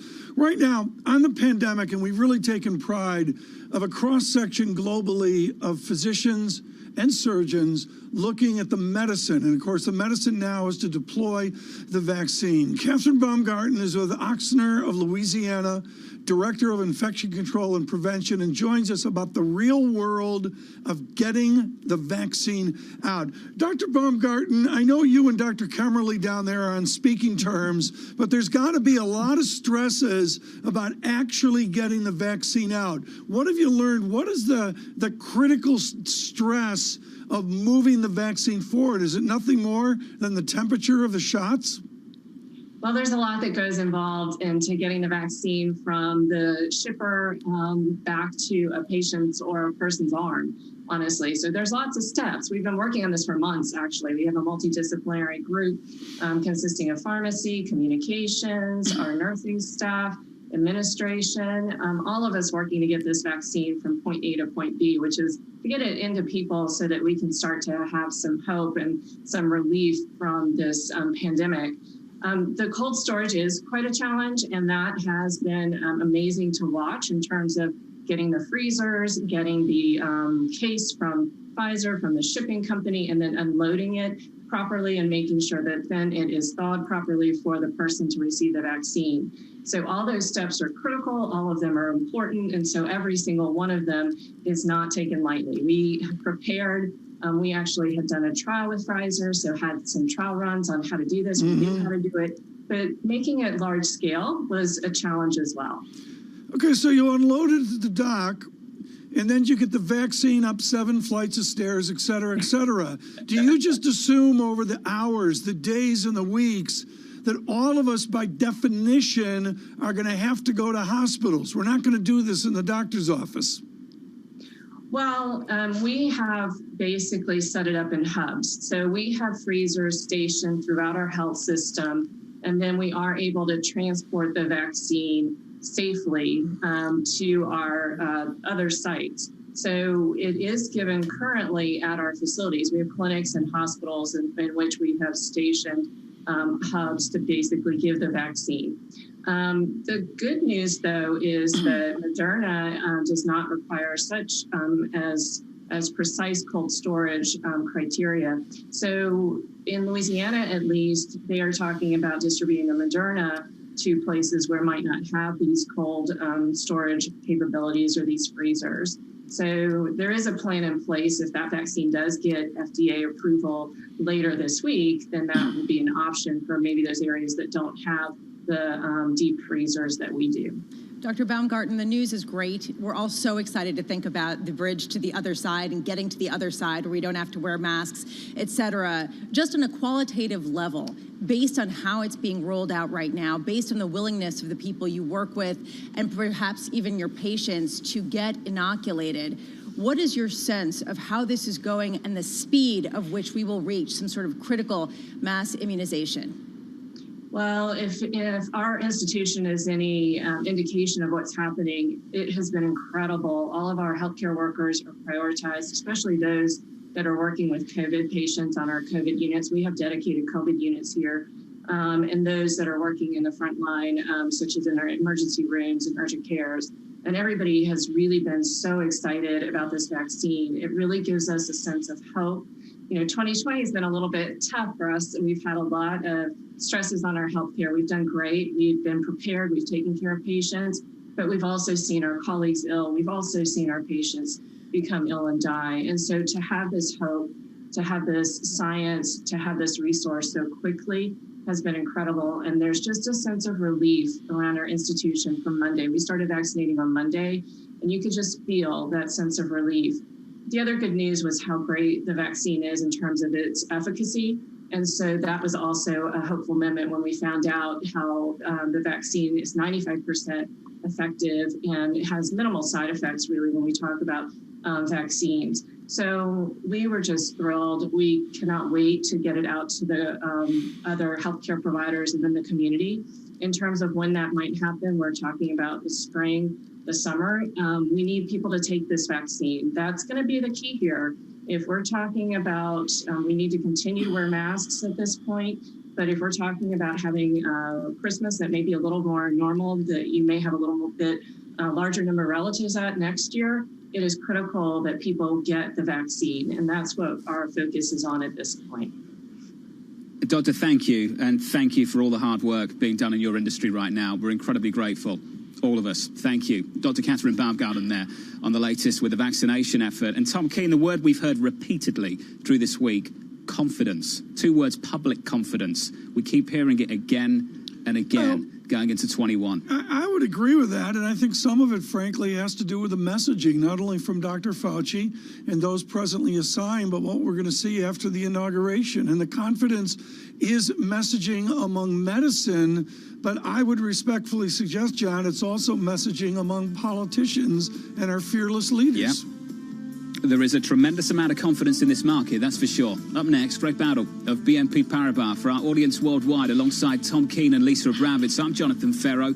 A beautiful New York City with equity futures positive, the dollar weaker. This is Bloomberg.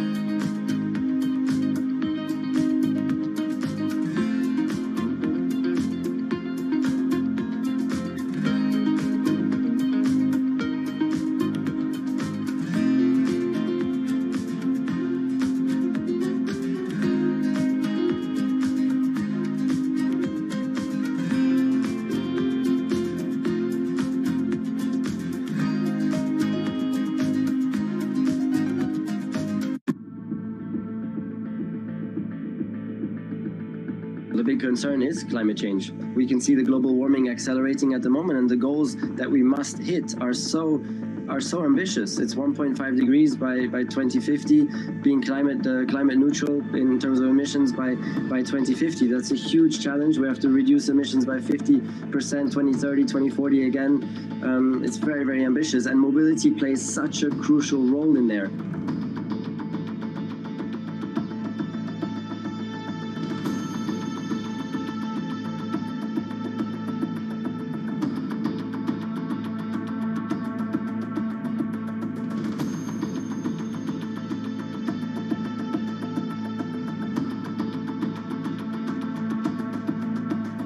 One thing is to do it in developed countries. I think we're going to get there by 2030, but then the rest of the world, and that's just as important. If you look at developing countries, emerging countries, that's where probably the biggest challenge we are going to face, to also deploy EVs there and make mobility greener in those countries.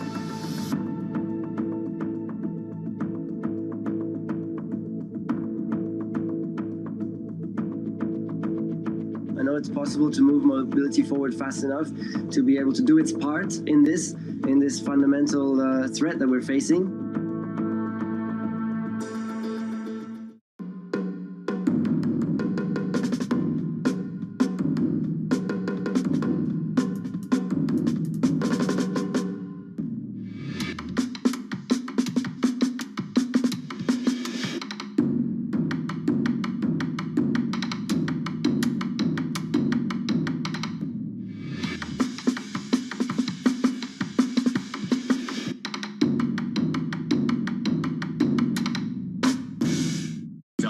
Particularly, sort of the technology landscape, have gotten to some pretty extraordinary levels.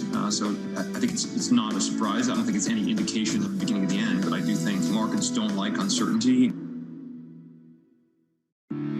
We explore the trends, investments, and competition of the European ETF industry. Join us on Bloomberg ETF IQ Europe.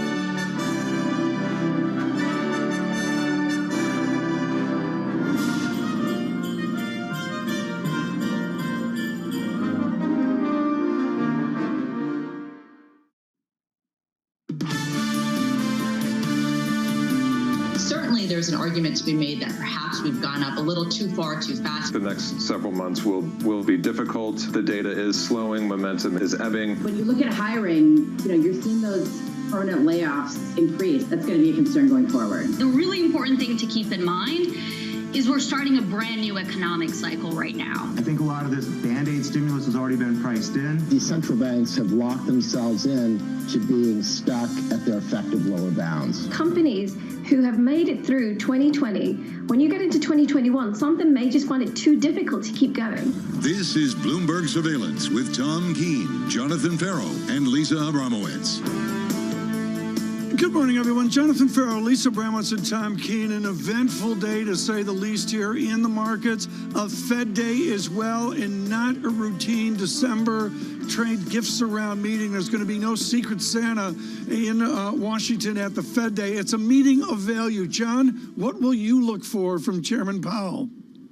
What everyone else is looking for. It all centers around the asset purchase program, Tom. Will we get any forward guidance, any clarity around it? Will they establish their reaction function, so to speak, around the bonds they buy? And also, will they extend the average maturity of the asset purchase program, Tom? I think that's a massive focus for a lot of people, not just in the bond market, but elsewhere as well. We've seen that from the ECB as well, where the theme here, folks, of the last couple of weeks is 2021 is becoming 22-23. Are we going to see those numbers today, John, in the press conference? I think that what many people expect is state contingent forward guidance. So these are the economic scenarios that we'd respond to in either direction, as opposed to time contingent forward guidance, which is what the ECB offered last week when they said we'd be doing XYZ until March 2021. That's the story on forward guidance. The fact of the matter is, though, Tom, they've all been clear. We want to keep financial conditions easy. Not necessarily easier, but easy. And they're all trying to establish and reinforce the commitment to do that. But the takeaway there, folks, is without question. We don't want to set dates. We're not like Europe. We're going to be more gooey about it, fungible. Michael McKee taking part in that press conference, and we'll have our Fed coverage today. Thrilled to have Scott Minerd, among others, with us. Lisa, I look at the rest of the messaging from the market. We got good PMI out of Europe. We got currency, weaker dollar. What has high yield and credit done over the last number of days, given the quiet in full faith in credit? Well, it's been pretty steady, actually. You haven't seen a major rally one way or another, and you have seen people pulling some money out of riskier debt just to sort of take some chips off the table at the end of the year. But the main story is the same, that people are plowing in and plowing into riskier and riskier securities. And really, what I'm curious about today, how much is the Fed willing to backstop this? Will they actually raise some issues about how much asset prices are getting increasingly divorced from the fundamental economy, or is this entirely the plan that they will support, which is what the market expects from them and what is most likely to? Well, we'll have to see the data quickly here. Futures up 8, up more earlier. John Farrow with a more ebullient data check early on, up 8 right now. Dow futures up 62. And the VIX really hasn't moved, John. I've got to go to the VIX, 22.62. John, it really ought to be like 21 or even 20. It's not. Yeah, I think the story this morning, though, Tom's in the FX market. To see 122 on euro dollar a week after President Lagarde said it's something we watch very, very carefully. They can watch it all they like. It's getting stronger, stronger, stronger. And I think it's appreciated about 1 percentage point since that news conference. How much stronger does it get before you start hearing the same kind of noise that we heard repeatedly back in September? I think we're already there. And John Farrow's DoorDash shares, that's really worked out. Plus, he's got strong sterling to help out. Record high, 135.41. Not record high, but sterling coming back nicely within the Brexit battle. Right now, to get the conversation started on radio, on television, to help you prepare for that you aren't in the equity market, Greg Bottle joins us with BNP Paribas, head of equity and derivative strategy. Greg, what does the derivative market say? The Greek letters, what does it say about developing confidence towards 2021? Well, I think it's an interesting story in the volatility market. We've seen the VIX come down considerably, and 20, as you point out, has been a bit of a low for the last 6 months. Our view is, though, it's likely to go lower into the new year. We've seen a huge amount of money be put to work in the equity market, but we haven't seen the same type of return to short volatility strategies that we saw pre-COVID. So we think that could be a big story for Q1 next year. We get some notes whenever a guest comes on the program, and the guest quite kindly sends over their thoughts, and I'm looking at these notes right now. Jonathan Farrow laughed at me the last time I was on for my quote, more biased than sellers are likely to drive the market. Since then, we have seen massive inflows into US equities. Wasn't doubting you, Greg. Wasn't doubting you. Just thought the line was a bit cliche. You expected more inflows, Greg? Well, we think the rate of pace of inflows is going to slow considerably now. So importantly, we don't think we're going to see outflows from the US equity markets, but we do think we've seen a huge amount of money be put to work. We've seen big inflows in the CFTC data for the future. We've seen multi-year highs in terms of the inflows into the ETF universe. And importantly, some of the quantitative strategies that we track have really relevered. So we think that massive pace of inflows we've seen over the last 6 weeks is going to slow considerably, but we don't think we're going to move into an environment where we're seeing net outflows. So we think that could just be supportive of a slower pace of equity gains going forwards. Greg, this is actually out of consensus a little bit in terms of people saying that the retail investor is now actually getting more confident to put cash into equities, and that you hadn't seen that full rotation until very recently, and that will gain steam. Is that your sense as well, that other people kind of have too much faith in this cash coming off the sidelines? I put in quotes because I know that that's a contentious phrase. Yeah. I don't necessarily think so. I do think more money can potentially be put to work. I just don't really think it can continue in the pace that it has over the last 6 weeks. A lot of these indicators we see are really at the highs that we've seen over a multi-year period. And normally these things mean revert. So, as I mentioned, I don't think that means you necessarily see a reversal in those flows, but it's just a much slower rate of pace. And the interesting thing, it's almost every indicator we look at. Core positioning is extremely stretched. ETF flows are extremely stretched. Futures positioning is very stretched. Quantitative strategies are very stretched. So really, I think that there's not as much of a wall of money on the sidelines to step in as maybe there was 6 weeks ago. We've got this really strange dynamic at the moment, though, Greg, whereby typically in the future there's always something to worry about. But at the moment in the future, there's something to be hopeful about. And in the near term, there's something to worry about. Greg, walk me through how unusual that might be for you and how the market's capturing that story. Yeah, I think equity strategists often talk about it in terms of climbing the wall of worry, and that one of the reasons to be optimistic about equities is when everybody else is worried. And when you can get past those events, potentially that can drive a bullish catalyst for markets. I think when we look to next year, one of the things that we are probably a little bit concerned about is that our view that we're going to see a cyclical reopening in the economy, the market will perform well, value will outperform growth, is probably something of a consensus call now. So that's probably one of the key risks. But I do think those drivers are very strong, and I do think that can play out next year. Greg Bottle, there's gamma, acceleration, convexity, whatever word you want to use for it. It's that acceleration, folks, within markets. The ambiguity of gamma, is it good for our viewers and listeners or not?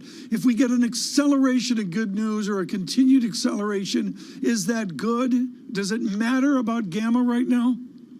Well, I think when we look at the options market, the thing that we see is the VIX is often used as a barometer of fear.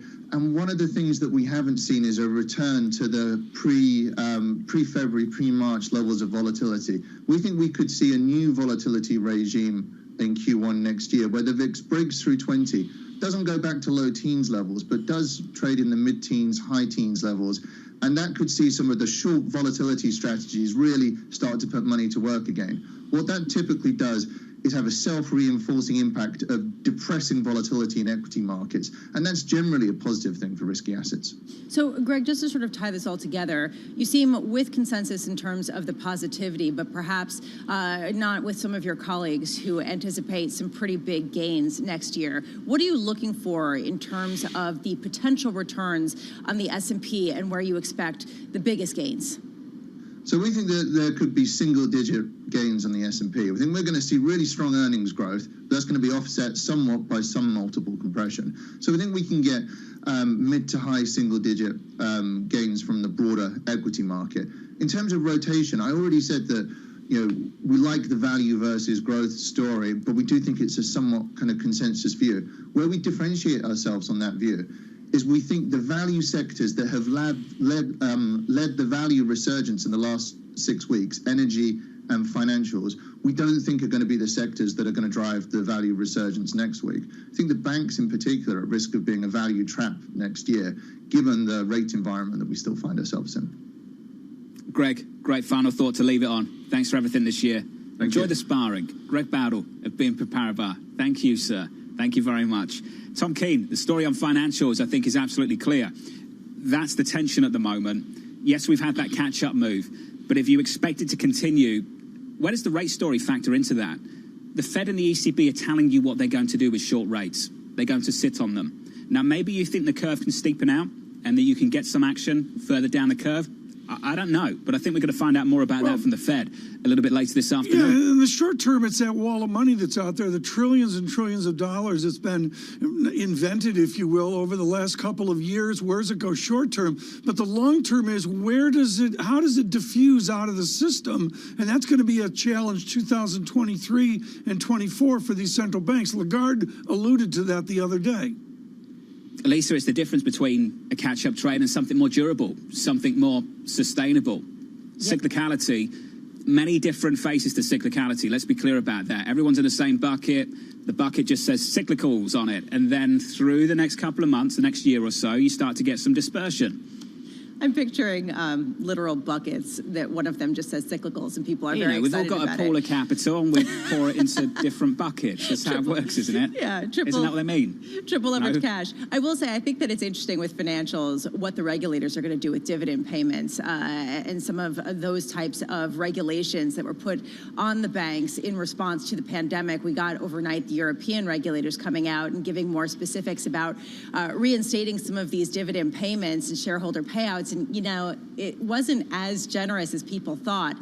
This may be one of the biggest issues in determining how much value there is next year, John. A very timely conversation coming up on this program. We'll catch up with Jeremy Stretch of CIBC, the head of G10 FX strategy, on a fascinating FX market with a euro just off the highs, Tom Keene, for 2020. Euro off the highs, euro Swissy pulls back as well. Stronger euro, weaker Swiss franc.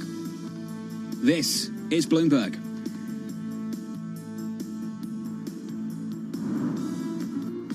With the First Word News, I'm Karina Mitchell. Republican leaders say there's been progress in talks with House Speaker Nancy Pelosi on a stimulus package.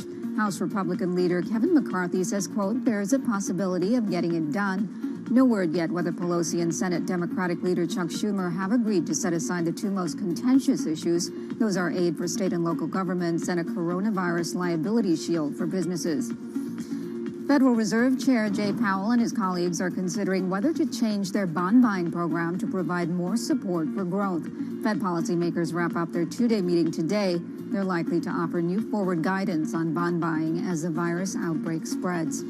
And it was a pivotal moment on Capitol Hill. For the first time, Senate Majority Leader Mitch McConnell recognized Joe Biden as the winner of the presidential election. He's also discouraging Republican senators from joining any move to object to the Electoral College outcome next month. That's when Congress convenes to formally count the votes. In Germany, Chancellor Angela Merkel has raised doubts that the hard lockdown that begins today will end in early January as planned. Merkel warned that the country faces a new peak of coronavirus infections next month. The new lockdown will force non-essential stores to close, employers are being urged to shut workplaces, and parents were asked to keep children away from school. A Vanguard equity fund has made history. It's the first of its kind to eclipse $1 trillion of assets. That's a testament to the rise of index-based investing over the past 3 decades. The Vanguard Total Stock Market Index Fund includes a mutual fund and an ETF. Global news 24 hours a day on air and on Bloomberg Quick Take, powered by more than 2,700 journalists and analysts in more than 120 countries. I'm Karina Mitchell. This is Bloomberg.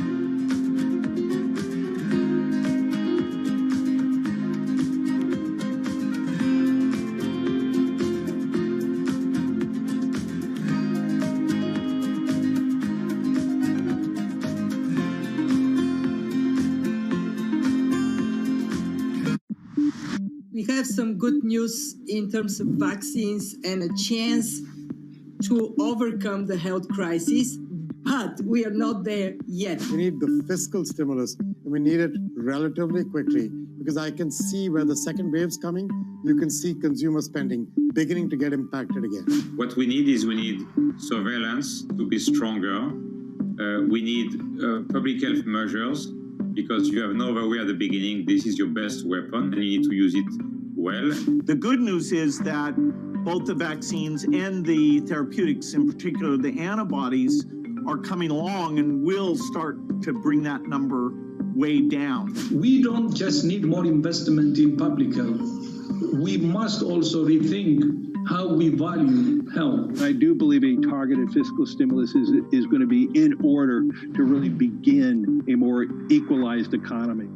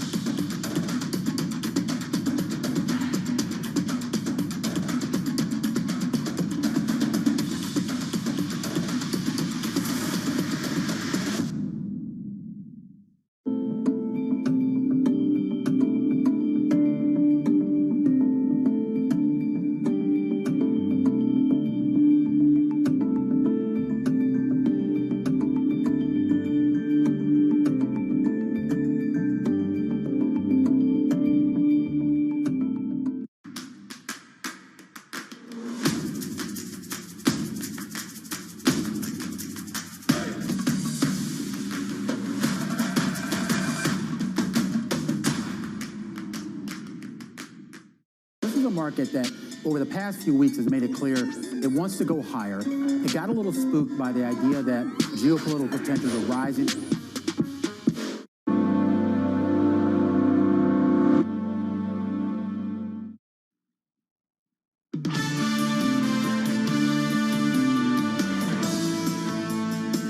From New York and London for our audience worldwide, a little bit of breaking news coming from the team over at Politico. The reporter Jake Sherman writing the following, that Hill negotiators are on the brink of a $900 billion coronavirus rescue package that would include a new round of direct payments, but would leave out state and local aid and a liability shield. A deal could come as early as this morning. That's the latest reporting coming from Politico. And here's the price action off the back of it. Equity futures out to session highs on the S&P 500, and Treasury yields, Tom Keene, climbing a little bit higher as well, as some confidence starts to build off the back of this reporting that potentially we could have an agreement later this morning. Yeah, there's no question about it. And the path here is really important, going back to October, John, of going from $2.1 trillion and President Trump at $1.8 trillion. Kevin knows these numbers better than I do. And then the shock, John, the other day of $700 billion. And to me, the real reset here, other than getting the deal done, is we're not at $700 billion. We're at $900 billion now. That's a big deal. Well, the two important factors here, Tom. One is the size of the potential deal. Two is the fact that we might have had an agreement on putting to side state and local aid and a liability shield, and that would be real progress, because that's not something we heard yesterday. I understand that Kevin Cerulli joins us now from Washington, D.C. Kevin, great to catch up with you, sir. The latest reporting from Politico, your read on things as they stand.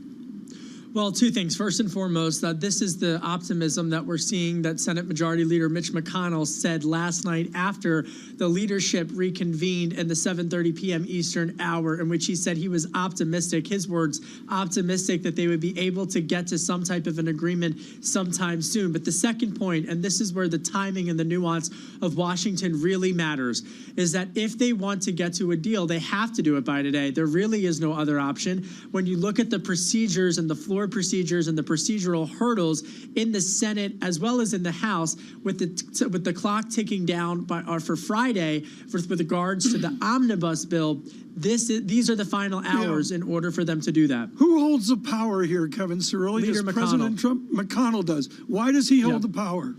He holds the power for two reasons. First and foremost, he's stared down and hasn't blinked in negotiating, not just with Speaker Pelosi, but also with President Trump. Likewise, he feels emboldened in the sense that he knows that Speaker Pelosi recognizes that even if the Democrats have a stronger position come the Georgia runoff, that the Republican Party will be much less likely to want to negotiate with a Democratic-controlled House and a Democratic executive branch, because the Republicans are already going to be focusing on winning back the midterms, and you've got a cast of characters in the Republican Party in the Senate who are going to be laying the foundations for their presidential campaigns. And because of that, spending is not going to be in vogue for many Republicans in the establishment in the Senate in the new Congress. All right, Kevin, let's talk about some of the specifics. If Politico is accurate and this bill is going to be $900 billion, including a round of direct payments to individuals that make under a certain amount, does this also include enhanced unemployment? Can you give us a sense of how much support there is for something that looks like this right now in the Congress that you're looking at?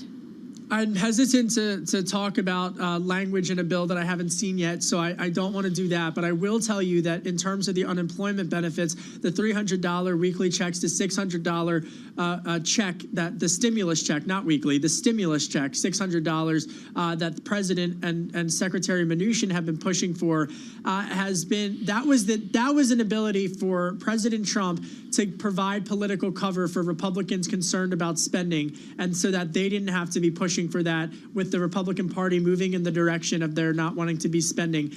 The stimulus check is also an opportunity for cover for Democrats and progressives who are arguing that they want additional aid for state and local governments, as is, and this is based upon my reporting, as is the notion for additional funds for vaccination rollout. For there to be an effective rollout of the vaccine, that's going to cost money, which is a different wording, but it is incredibly nuanced and politicized, and important to note that that's providing cover for the various factions of both parties.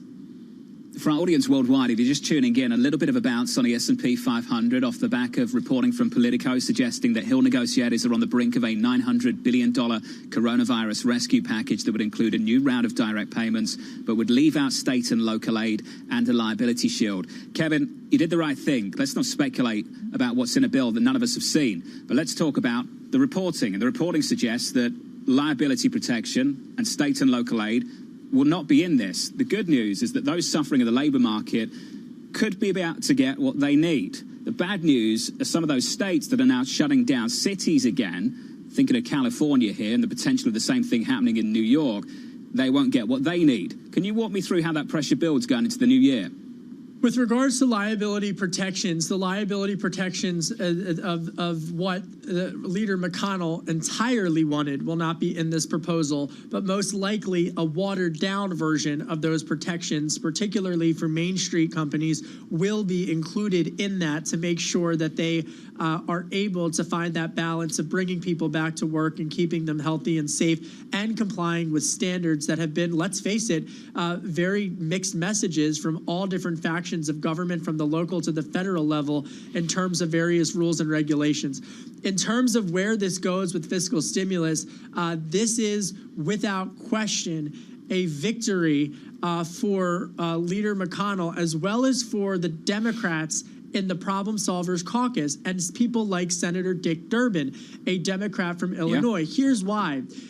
Senator Durbin, a member of Democratic leadership in the Senate, has now successfully been able to wrangle enough support away from the Democratic Socialist rising tide of the populist movement on the left to say this is pragmatic, this is a real approach, and this is as good as it gets. That is difficult to do in what we all know, to use neutral words, has been an incredibly polarizing past 6 months at least in American politics. Kevin Cirilli on the latest. Our Bloomberg chief Washington correspondent Tom Keene inching seemingly towards a deal. And a deal would be good news for America, first and foremost. But secondly, it is right to sit on the politics of this moment. This is not what Speaker Pelosi was pushing for. Yeah, I agree that the politics here really is greater. Lisa notes that the yield here comes out 4 basis points, 0.94%. You know, we're coming back towards a 1% level in the 10-year. But I do agree, John, that the politics of the moment is great. And again, I just go to the diminished expectations given the gridlock. 1.8 trillion by the president weeks ago, late October, let's call it. Down we go to 700 billion, and we save face by going to 900 billion. Let's look at the price action. Tom, you mentioned it. Equities with a little pop, and then we came back a bit. Lisa, the more sustained, durable move, it's in the bond market. Yields higher. Yeah, and this actually is consistent with the idea that direct payments to individuals has been considered more inflationary, at least in the near term, in terms of the people most likely to spend the money actually getting it to put out there into the economy. Speaking of spending the money, 5 minutes away from retail sales in America. We'll break down the numbers with Michael McKee and talk a little bit more about the prospect for a deal down in D.C. From New York City, for our audience worldwide, good morning to you all. This is Bloomberg.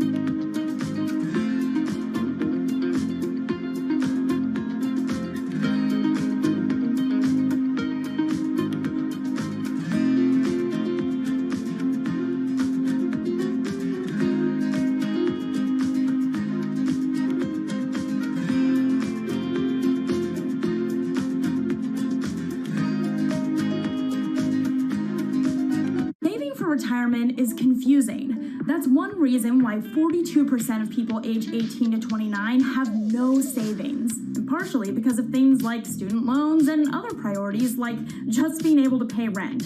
But if you do have the means to save it all, here are some ways to get started.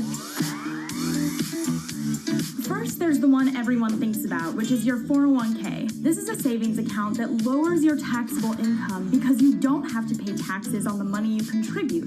The downside is that when you take that money out, you have to pay taxes based on the income bracket you're in at retirement age. But there's one major benefit to your 401k. Employers often offer contribution matching, which means essentially you're getting free money. Another option is the Roth IRA. With this, you pay taxes now on the money you put in. This gives you a savings account you can withdraw money from at retirement without having to pay taxes on the money you take out. You can only put $6,000 a year into a Roth. This is also a great option because with a traditional 401k, you may have to pay a penalty if you have to cash that money out early, but that's not the case with a Roth. Most financial experts suggest a combination of the two if you're able. To save more and worry less, you can set up automatic transfers into a savings account from your regular bank or credit union. Tools like Betterment can also help you set up automatic payments into a Roth IRA so that investing can be simple and mindless. It's such an interesting new world. The world is changing. For us, it's not about being first, it's about being the best. While everyone is zigging, we're zagging. We feel like we can maybe help people out more. We have an enormous number of big ideas. What we're trying to accomplish at Bumble is that you can drive profit and purpose, and they can coincide, they can coexist, and in fact, they fuel one another.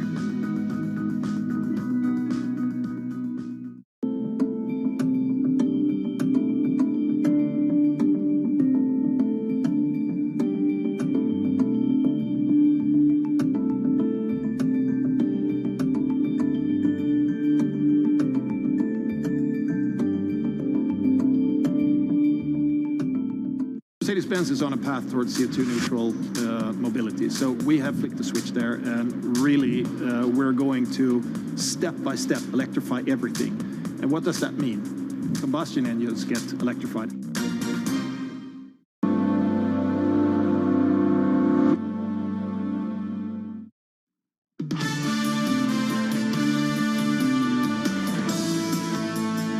This morning just got a whole lot busier for our audience worldwide. Good morning to you all. Alongside Tom Keene and Lisa Abramowitz, I'm Jonathan Ferro. As we approach a stimulus deal down in Washington, we need to look at the economic data coming out of the United States of America. That data dropping across the Bloomberg in just a moment. Michael McKee standing by. Good morning, Mike. Good morning, John. We are waiting for the retail sales advance report, of course, heavily revised, and we are expecting a headline decline, and that's what we get. Down 1.1% in the headline for the month of November. The forecast was for a 0.3% decline. We're also waiting for the revisions because that'll be important in terms of trying to figure out where spending is for the fourth quarter. Ex-autos were down 0.9, and ex-autos and gas down 0.8. I'm waiting for the control group numbers to come out. The biggest issue for the numbers this month seemed to be a decline in gasoline prices, and we already knew that there was a bit weaker car sales numbers for the month. So that's what we're waiting to find out here, where the control group comes in, and it's down 0.5%. And that's not good news because the control group is you strip out building materials, autos, and gasoline, and you're left with what basically goes into GDP. So a 0.5 percentage point decline is not good news. The forecast was for a 0.2 increase. Now, there were some people who were expecting a decline because they say we're seeing slower consumer spending. JP Morgan Chase credit cards down, spending down during the month. So this is not complete surprise, even though the numbers are disappointing. And let me just quickly show you here. We've got some revisions here.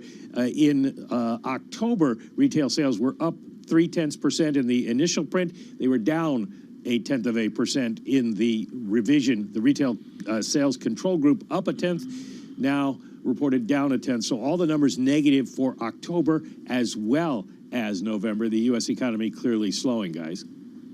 So I mentioned that things were getting busier this morning. They just got even busier. Here's the price action off the back of a big downside surprise on retail sales. Equity futures with a gap lower, then stabilizing, still positive by about 0.2% on the S&P 500. Yields were traveling higher off the back of reporting suggesting we are on the brink of a deal down in Washington, D.C. Yields stay higher by 3 or 4 basis points on a 10-year.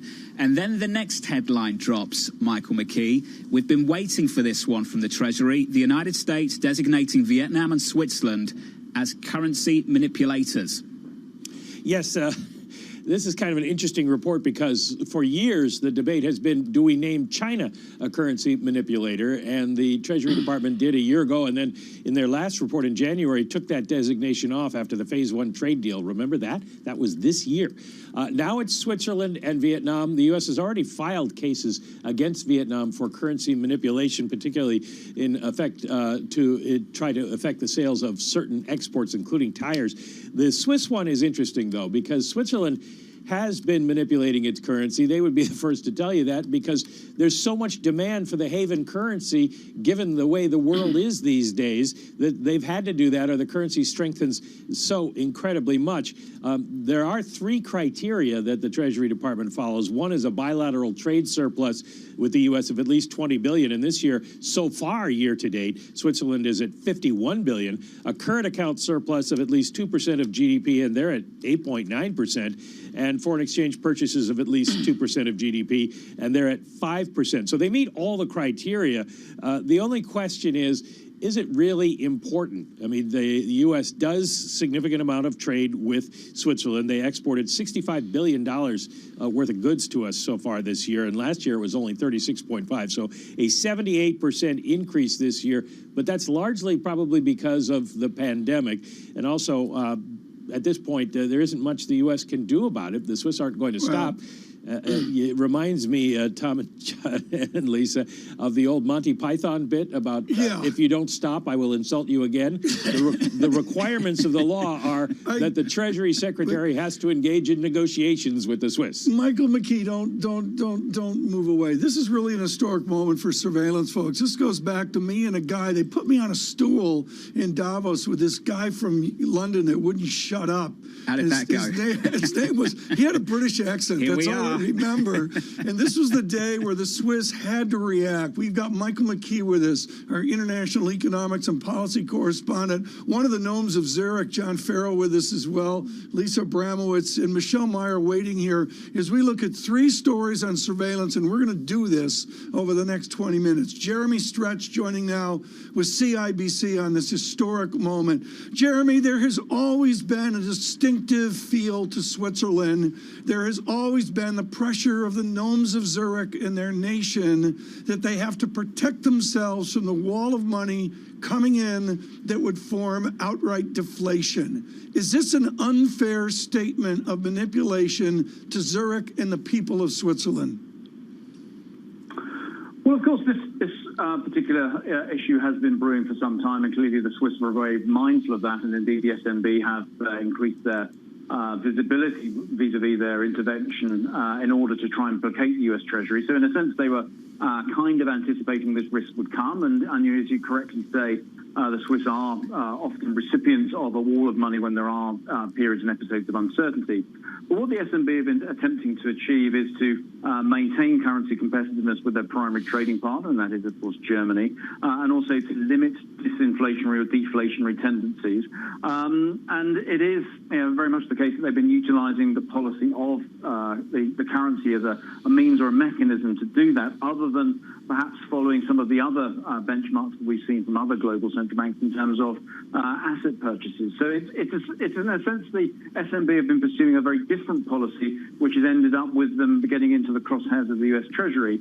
I'm not sure necessarily it's the Treasury sort of doctrine is going to really sort of change the dynamics for the SNB. And of course, it's very interesting that they've seen. So it's very much the case that the two sides are, I think, highlighting the sort of differential positions, but I'm not sure necessarily it's going to change the game that much. The SNB says it doesn't engage in currency manipulation. They also say they're willing to intervene more strongly in the FX market. These 2 words are important, Jeremy: manipulation and intervention. And I want to sit on that just for a moment. I was lucky enough to spend a lot of time in Switzerland to visit the Swiss National Bank. I was in the meetings. I would sit there and talk to President Jordan after the meetings as well, and he would often talk about intervening in the FX market. He wasn't shy about it, but manipulation is a different word. Jeremy, is that just a technicality, or is that important? I think it is important because, of course, manipulation implies a degree of sort of almost malevolence, i.e. trying to gain an implicit advantage at the expense of your competitor or your counterpart. And that is always seen as a very retrograde step. But I think in the context of the SNB and other parties who are aiming to intervene to try and maintain economic stability or to maintain, as I say, a degree of competitiveness vis-a-vis trading partners, then there is a different interpretation. So I think there is a material difference between intervention and manipulation. And I think the question is whether the US Treasury are prepared to accept that differential when it comes to those negotiations going forward. But clearly the SNB do meet the criteria as laid out by the US Treasury in terms of being labeled a manipulator. But as I say, I think it's not a malevolent process that the Swiss are embarking upon, and I think that's an important distinction. Jeremy, other than name calling, does this have any significance for actual trading action? I think probably not. I mean, this report is one that we've often wait for and get excited about, but then when it comes, we debate it and discuss it for a few minutes, and then we move on to other issues. And I think in the context of what you've been discussing in the course of the last half an hour, I think there are other much bigger fish to fry in terms of the torturous discussions regarding the stimulus process in the US and other broader dynamics in terms of the COVID response mechanism. So I'm not sure necessarily this report in itself really adds too much to the narrative. As I say, the timing is interesting in view of the SNB decision tomorrow, but I think it's one which we will move on from relatively quickly. And of course, the U.S. Treasury Secretary is tasked with the negotiating with the counterparts, but of course that U.S. Treasury Secretary will be also changing relatively quickly. So I think the mood music or the nature of the news cycle will move on very quickly. The other issue, of course, is that the Swiss just haven't been that successful at this since early 2015, addressing the FX market. Jeremy, great to catch up, sir. Jeremy Stretch of CIBC. Michael McKee, we've got a final word on this one. Well, the Treasury Secretary is supposed to, by law, determine whether countries manipulate the rate of exchange for purposes of preventing effective balance of payments adjustment or gaining unfair competitive advantage. And on that basis, you can go back to what Jeremy said about intervention versus manipulation. The Swiss would say, we're not manipulating the currency because we're not trying to gain trade advantage here. We are just trying to hold our currency at a reasonable level so it doesn't affect our economy. And I think Jeremy's right. It's probably not going to mean anything. As I said, the law requires the Treasury Secretary to engage in negotiations with currency manipulators, but doesn't say anything else. So it doesn't really mean a whole lot. It won't last a long time. Let me just quickly point out one thing on the retail sales report, and I know you want to get to Michelle on this. Good. Gasoline stations, I said, were down. They were down 2.4%, but clothing sales were down 6.8% in November and 3.4% in October. General merchandise and department stores down 7.7%. So the narrative that we were buying more goods because we couldn't buy services is getting a little bit of an adjustment here. And we're not buying online. Retail sales, non-store retailers, 0.2%. The pile of boxes in my lobby clearly indicates my cookie on a basis we are Check buying that credit card statement. online. Mr. McKee, thank you so much. In this eventful day, again, we're watching 3 stories. Stimulus settlement in Washington. We'll have much more on that. We're looking at the historic moment of currency manipulation in Vietnam. And in Switzerland, we're also looking at currency manipulation among retail sales in America and what it signals for the American economy. Patient this morning, Michelle Meyer of Bank of America. Michelle, thank you so much for waiting for this moment. Are we in recession? I look at the ECO screen that McKee tells me to bring up. Negative revision in retail, grim retail. Can you call NBER recession? Certainly not. I think what we're seeing is a bit of a payback after exceptionally strong growth in retail spend and in goods spending in general the last several months. And remember also in November, this is going to get a little wonky, but the seasonal factors tend to be very large. When you're looking at month-over-month changes, for retail sales on a seasonally adjusted basis, you have to account for the fact that you typically have these really large seasonal adjustments in November and December as a result of the holiday season. And this is not a normal environment. Far from it. So the way people are spending, the timing of that spend has really shifted, which is probably making these kind of month-over-month comparisons that much more difficult right now. That much more difficult, meaning that perhaps it paints a worse picture than is actually the case. Is that what you're saying here, Michelle? Well, potentially. I mean, if you look at more high-frequency data, so you look at spending on a daily basis from a variety of different sources, what you see is that, typically Black Friday, Cyber Monday, there's a big increase in spending. Really, Thanksgiving and Black Friday with doorbuster sales. People go to stores and they buy. That didn't happen this year as a result of COVID. So you don't have that in-person thrust of sales around a 2 to 3 day period, which historically, when you seasonally adjust the data, you're looking for that type of increase, particularly things like clothing and department stores, as Mike just mentioned. So yes, I think it's right that there was a weakening this month relative, particularly to what you typically see in a holiday season.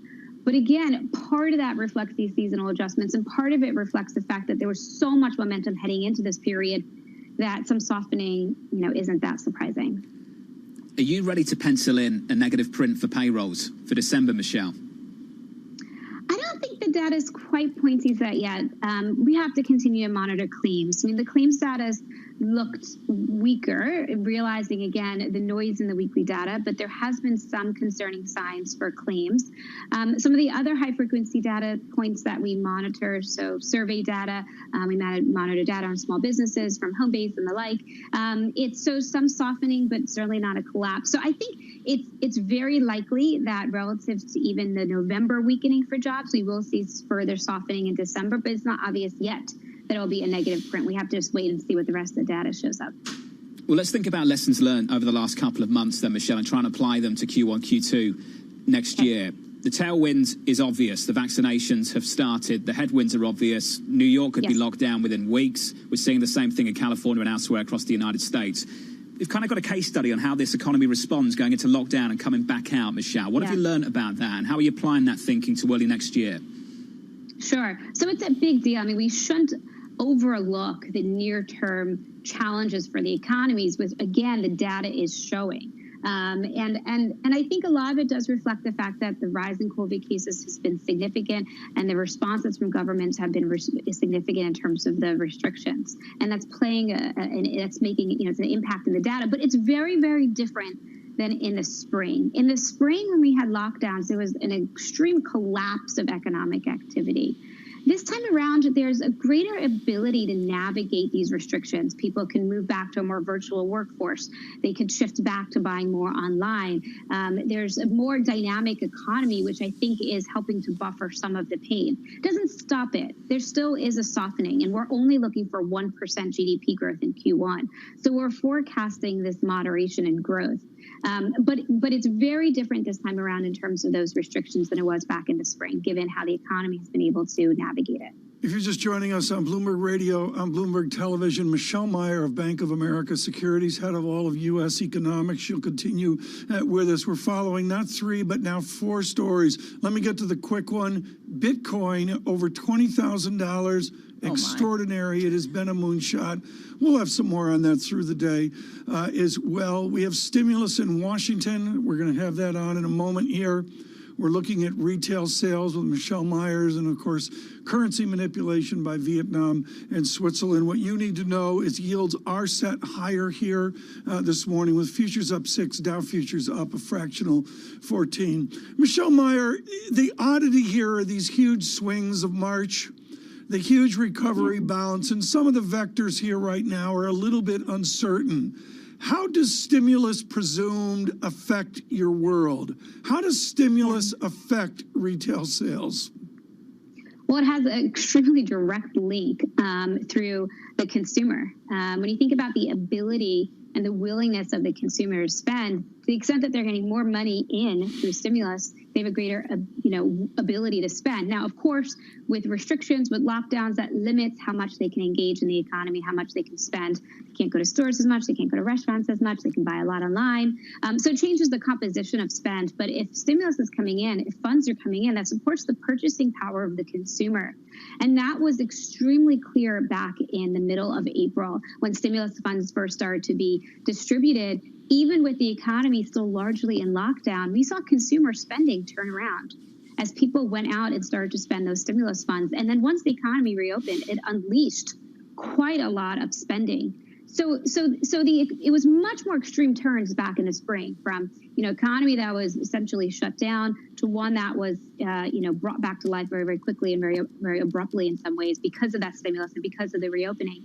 The turnaround this time is going to be much, much more modest, despite restrictions being put in place as a result of the COVID rise. The economy has been able to really kind of work around that in a way that is much, much different than the spring. So you're not going to see those big swings this time around in our view. Michelle, there is this question, though, especially if this $900 billion plan, as reported by Politico, goes through, that would include direct payments to individuals. That's considered by some to be more inflationary. How much could that increase your inflation expectations for next year, should it be passed as we seem to be seeing the parameters? Sure. So, if you think about just looking at cash held on hand in banks or, just money supply measures or the savings rate, there's a lot of cash floating out there already. And with the stimulus likely to be enacted and potentially with direct payments to consumers, that's going to just add to those cash piles. Over time, it's spent. That creates a nice, healthy response through the real economy. Mm-hmm. And if that really builds on itself and gains a lot more momentum, then sure, it is inflationary. But a really important link is that the real economy has to pick up. People have to use that money and push it into the economy. It's not just inflationary because it's been created. And this is so important, John Farrow, in terms of the inflation dynamics. We see Switzerland battling deflation, their arch fear for folks pushing 5 years with their currency intervention that we have seen. And, John, it goes to the disinflation worry and the heritage of United Kingdom real wage declines that was seen across much of the 20th century. John Farrow, what's the inflation wins in the United Kingdom, given what Ms. Meyer says about inflation dynamics in the U.S.? Well, a lot of what we've seen over the last several years has been currency driven. I think in the near term now, we're just trying to work out what on earth is going on in this labour market, which is basically levitating at the moment, suspended from the forces of gravity, largely because of what has been going on the fiscal side. Michelle, it's been really difficult to get a read on these labour markets because they've been so well supported by fiscal policy. How's that going to change through 21? So I think for the labor market hasn't received the same degree of support as the consumer, for example, right? When you think about how the stimulus was designed in the U.S., it was much more around direct payments to make sure that consumers had money to spend and that they can help to lubricate the economy. But in terms of the labor market, there were really extreme losses. Over 20 million people lost their jobs, were more than halfway back in terms of recovery. And a lot of sectors are fully recovered, but there's a lot that aren't. A lot of the services, leisure, hospitality, workers that were employed prior to COVID are still out of work, going on almost a year that they will have not had employment. So, there's still a lot of healing that has to be done for the labor market. And I think where stimulus plays a role is actually it creates a bit of a gap between income, which is elevated, and job creation, which is still at levels that are pretty low and pretty recessionary. So the stimulus is really bridging that gap and hoping that it can help generate and buy enough time for the labor market to fully heal itself, and then you get income creation naturally through the labor market. But that hasn't fully happened yet. Michelle, always fantastic to catch up with you. What a morning for it. And I don't even think we talked about the Fed. Michelle Meyer, Bank of America Securities Head of U.S. Economics. The Fed a story for a little bit later, Tom. Front and center. The news flow in the last 30 minutes, phenomenal. Yeah, the news flow, phenomenal. But to be honest, folks, we're looking at the tots in Liverpool rather than the Fed here later on this morning. John, you're right. The news flow is phenomenal. But you know what this really speaks to? And we can blather on all day about this. It's important. Things get solved. With all the gloom and all the Abramowitzian worry that's out there, John, things get solved. That's a pragmatic approach, as Mr. Cirilli mentioned. And I think the world of science has proven that again and again through 2020, and we hope that they continue to prove all the skeptics wrong again through 21 too.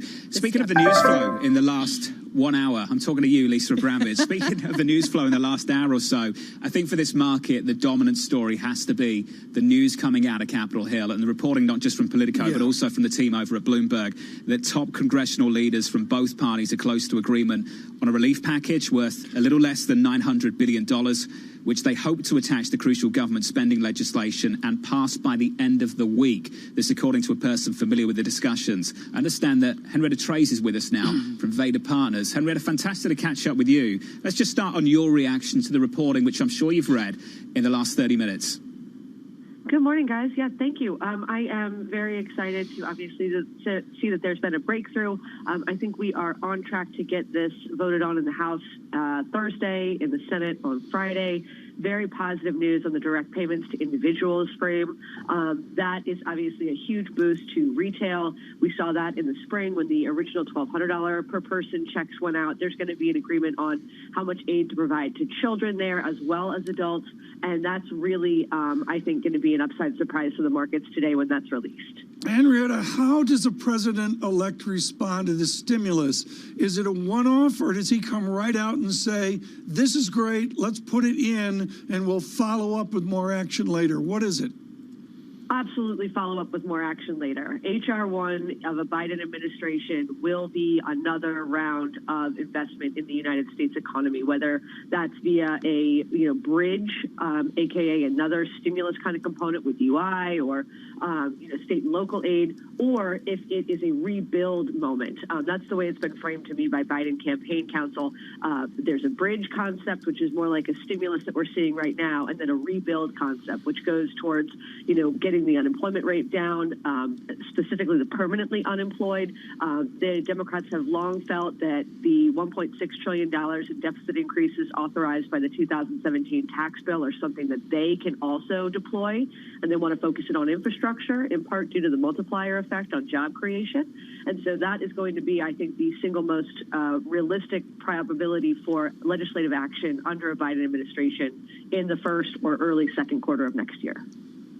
Henrietta, thanks for jumping on the phone. We appreciate it. Henrietta Trace there, Vader Partners Director of Economic Policy. In your market at the moment, equity futures up 7. We advanced 0.2%. Retail sales, Tom, I think really justifying the need for a fiscal package has been the data in the last 3 weeks and the direction of travel with the restrictions that we're seeing in many places across America. We have to say that those that were looking for slowdown, some of the tough conversations we've had off the top of my head, Ellen Zentner at Morgan Stanley's, have been great on this. John, I'm sorry. That's real data. That's real slowdown. And that gets you way under any acceptable GDP for anybody out there. Yeah, it's not just about feelings about the future. Those feelings are great. It's about the here and now, Lisa, and that hard data has not been going in the right direction over the last several weeks. What's so interesting is that policy yet again is trumping the actual economic reality or the hope for policy, because we can see that bonds right now are responding to the news of the $900 billion stimulus plan in Washington, D.C. They are not responding to very disappointing retail sales data. Can I spin forward, John, to the Fed meeting? I just want to know, and I hope McKee asks this question. Is Chairman Powell, he would start Gareth Bell, right? I mean, I think Chairman Powell would start Gareth Bell this afternoon. Have you noticed that they leave Mike McKee until the end now, right at the end, because he asked the hard questions? He asked the tough questions. Maybe that will be the question. Maybe that'll be the question that he has to use because everyone else has already asked theirs. Will Chairman Powell start Gareth Bale? That must be the number one question on minds across Wall Street for our audience worldwide. Up next on Bloomberg TV, Bob Michael, The Open on Bloomberg Radio.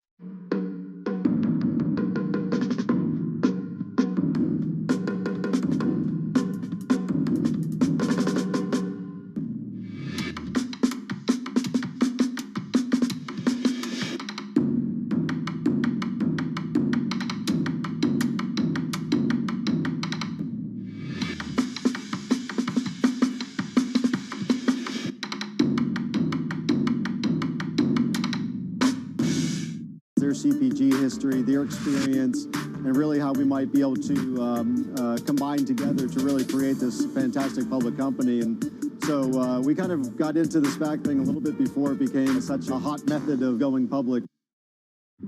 It is possible we could have negative growth if this resurgence gets bad enough and mobility falls off enough. We knew that things were going to slow down after the bounce back in the third quarter, and you're seeing that in the data now. We're going to be well into 2021 before there's some sort of equilibrium that we achieve. It's really a reminder, isn't it, just how sensitive the markets are to any commentary about trade. We did see some pressure on the yuan, we did see some pressure on the futures. That is now being reversed.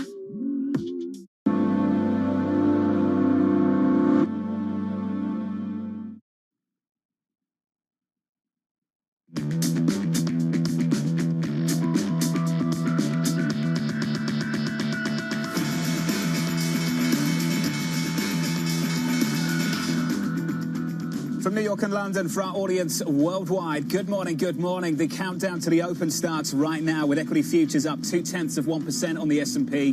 We begin with the big issue, counting down to the Fed decision. This is going to be an important meeting, an important announcement. The high probability that they will actually expand their QE program. We're basically in a pause mode waiting for the Fed. I don't expect they'll announce anything, for example, this week. There's so little the Fed can do. Where a lot of folks are kind of hanging their hat and hoping for some clarity. Whether or not they're extending duration and asset purchases. They can extend the maturity of what they buy. They can extend the timetable for buying it. Expecting that this week may be too soon. Your best bet right now is that the Fed just basically extends out some of that forward guidance. This is more about aligning the language in the statement with where markets are already priced. They'll just make sure that the market understands that they're here to help out. If they start looking hesitant or like they're trying to fine-tune policy now, then markets may be less sanguine. They are going to have to be accommodating. Maybe taking some pressure off the Federal Reserve. Congress reportedly closing in on a relief package worth less than $900 billion, with leaders from both parties hoping to attach it to crucial government spending legislation and pass it by the end of the week, just as the economic data in America starts pointing in the wrong direction. For more, the Bloomberg team, Kelly Lyons and Michael McKee joins us now. Mike, what an hour we've just seen this morning. It's been an incredible hour, John, and for the Fed, the retail sales number is not good, down 0.5%, and October revised lower as well. Let me put this in a way that people from Washington to Boston can understand. We're going to have a major blizzard on the East Coast today, and instead of a snow shovel, the Fed's got a rake. They can affect things on the margin, but they can't really have an impact. Here's today's choices boiled down for the day. They can change their forward guidance, tie rate moves to unemployment and prices to emphasize lower for longer. They can expand QE and buy more bonds, or they can change the weighted average maturity of their portfolio, the balance sheet portfolio, and buy more longer dated paper or sell short dated paper and buy like an Operation Twist. The yield curve has steepened as long rates have risen, but is a 1% 10-year really going to affect the economy? You can get credit cheap these days. The Chicago Fed's latest financial conditions index, out just a few minutes ago, is near record lows. And of course, mortgage rates are near record lows for the same reason. Why buy more bonds? The consensus is if they do anything, it would be to change the statement language pledging QE buying will continue until inflation and employment goals are met, rather than the current promise to buy over the coming months. We'll also get updated economic forecasts for GDP, unemployment, and inflation today. Their forecast for this year's GDP will give us an idea of what people think they see in the current quarter, and their forecasts for next year in particular play into market expectations about interest rates. There's a new dot plot. I know you love that, John, as well. In September, 4 of the 17 members saw a hike by 2023. We'll see if there's any increase in that today. Maybe if they get a stimulus deal, it would change some minds. And we should mention there are still 17 voters because although Christopher Waller was confirmed, he hasn't been sworn in yet. So he's not participating as a voter in today's meeting. Mike, looking forward to hearing from you in the news conference a little bit later. Mike, putting it all together, retail sales, big downside surprise about 33 minutes ago, just as Congress might be getting its act together and delivering a deal down in Washington, D.C. The equity market doesn't know what to do with this. Equity futures rolling over just a little bit, still positive on the session by about 5 points, up 0.1%. Kaylee, our good friend and colleague Lisa Abramovich saying that policy trumps the data, and that's been true through the whole of 2020. I think a lot of things have trumped the data in 2020, John. But as you're mentioning, markets really trying to digest a disappointing retail sales number with optimism on the stimulus front, and then, of course, the anticipation of what the Fed is going to do come 2 p.m. Eastern time. Ahead of that, S&P 500 futures up just about 5 points, following on with gains from Europe. But where the real focus is going to be today, John, is on the bond market, which may be at the mercy of details surrounding that asset purchase program Michael McKee was just discussing. If the market doesn't get what it's looking for on that front in regard to details, guidance, questions of duration, could it push yields back above 1%? Some strategists think it might, and of course that is a threshold that we have tried and tested in recent weeks, but we have not actually breached that barrier that we last crossed over back in March. It is true that over the past month, the nominal 10-year yield has gone basically nowhere, though we have seen the curve steepen over the course of the month. Some say if we get a dovish surprise from the Fed this afternoon, that could actually lead the curve to flatten it back out. A dovish surprise could also lead to a new bout of dollar weakness, according to Goldman Sachs. The dollar is under pressure this morning ahead of the decision, but of course, John, the greenback already was weak. Right now, the Bloomberg Dollar Spot Index is sitting around the lowest since 2018, John. Kelly Lyons, thank you very much. We'll talk about the foreign exchange market in just a moment. Brilliant lineup of guests through this hour. We'll catch up with Priya Misra of TD Securities on the bond market in around about 10 minutes or so. Around the opening bell, we'll talk to Mike Wilson of Morgan Stanley as well. But right now, we've got to catch up with JP Morgan's Bob Michael, expecting ongoing monetary policy support, fiscal support as well, and an effective vaccine program to fuel robust global growth next year. Bob joins us now for more. Bob, great to catch up, sir. Early call from you, still stays with me. I remember about 7 months ago, you turned around to me. I was sitting at home. I think you were at home as well, naturally. And you turned around and you said it would take about 10 years to fill the output gap. Do you still feel that way, Bob? No, I don't feel that way anymore. I think the policy response has been so overwhelming from what we anticipated, particularly coming out of the Treasury and the Fed, and then you have to roll that out globally and see what has happened. So in our view, the output gap probably closes within 5 years, which means you've got to roll forward the timetable for the Fed beginning to normalize things. I think the other thing very important in this mix is how China has done. And China got on top of the pandemic, and when you look at their economy, it's actually doing quite well. We were looking at domestic air travel. It's back to full capacity. So that tells us that that could be a blueprint for the Western world, that as the vaccine rolls out, people are anxious to get out of their homes and consume again. Bob, that's a huge call, though, that shift from 10 years into 5. How's the market call evolved with your economic thinking? Yeah, it has to, and I'm anxious to see what happens in the coming year. I think the market is pretty sanguine that 10-year Treasury yields are going to remain around 125. There are some calls for 150. I remember after the financial crisis, the 10-year traded at 1.5% to 2%. In my mind, if you've got a vaccine-led global reopening with the current supply shock, can the Fed sit there and watch inflation print 2.5% month after month, and some measures at 3%, and still say that they're going to wait until we reach full employment and we're sustainably above 2%? It reminds me of the great philosopher Mike Tyson, who said, everyone has a plan until you're punched in the face. And I think in the second and the third quarter, the Fed's going to be punched in the face, and they're going to have the reality of a lot of above-trend growth and some inflationary pressure. Then we'll have to see where the output gap is and if they can still remain patient. As early as 2Q, 3Q, the Bank of England's lived it, Bob. They've been punched in the face many times. The question they ask themselves whenever they get inflation well above target, 3, 4, 5 percentage points, they start to ask themselves, will this persist? Is it sustainable? Is it durable? When you sit there in 2Q, 3Q, and you start to see above-trend growth naturally as we snap out of this, fueled by a vaccine as well, and you start to see inflation popping higher as well, Do you think they can make a decent argument to say this won't persist? Well, I think they're going to try initially, but I think we also have to remember that zero policy rates and a 10-year treasury at a negative real yield are uber accommodative. Why couldn't the 10-year treasury approximate a zero real yield? And that would put it at about 1.7% either side. And why couldn't Fed funds be closer to 1%?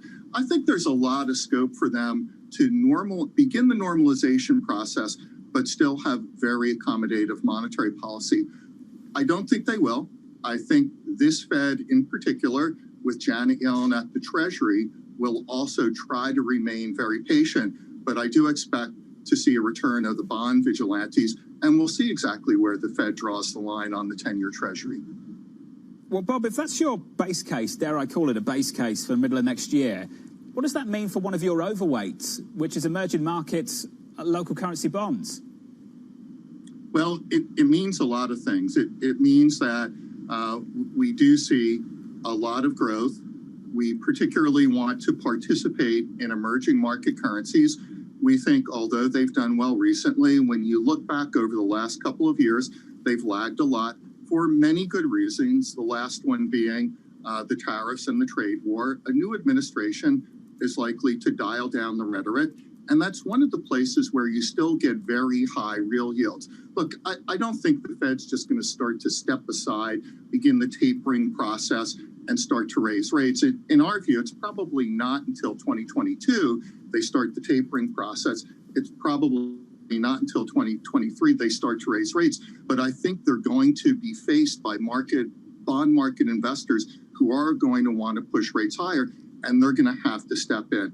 And I think emerging market currencies and emerging market debt gives you the best opportunity to benefit in that environment. Bob Michael, always great to see you, sir. We'll catch up a little bit later in the week. But if I don't catch up with you, have a fantastic Christmas, sir. Bob Michael of JP Morgan. Let's look at the bond market just quickly. 2s, 10s. That spread starting to stretch out. A little bit more oxygen coming into that trade. Yields higher at the long end on 10s and 30s, up around about 4 or 5 basis points. That curve is now steeper by 3 basis points on a session, 2s versus 10s, out to 82 basis points, I believe, the steepest levels of the year for 2020. That's the bond market story. How much steeper we go from here will depend on that news conference a little bit later with Chairman Powell and the guidance, if we do get it, around the asset purchase program. We'll touch base with Priya Misra of TD Securities in just a moment. I want to touch base now at the market desk to get you some movers with Katie Greifeld. Hey, Katie.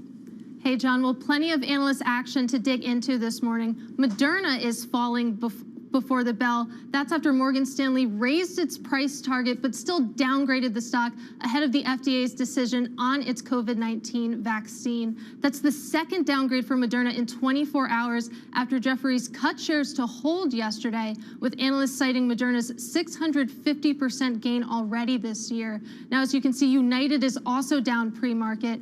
JP Morgan cut the company to underweight, pointing to disappointing 4Q demand trends. And the bank also downgraded JetBlue and Spirit Air this morning. So clearly analysts there are cooling on the airline sector. Now, one bright spot is Twitter. JP Morgan upgraded the company and boosted its price target, and that's helping shares out up over 3%, even though Twitter announced it's shutting down a live streaming service it bought for $86 million back in 2015. And finally, Facebook is treading water down slightly after it took out full-page newspaper ads to criticize Apple for iOS changes that would limit data gathering on customers. Now, Facebook is saying that those limits would harm small businesses, and this is a key issue for tech companies right now, given that data gathering limits are a hot topic in new rules from the EU and the UK, John. Katie, thank you. Thank you very much. About 18 minutes away from the opening bow. Futures up by 4 or 5 points. We're up 1/10%. Coming up, congressional leaders reportedly closing in on a relief package. We'll catch up with Priya Misra of TD Securities next on Bloomberg.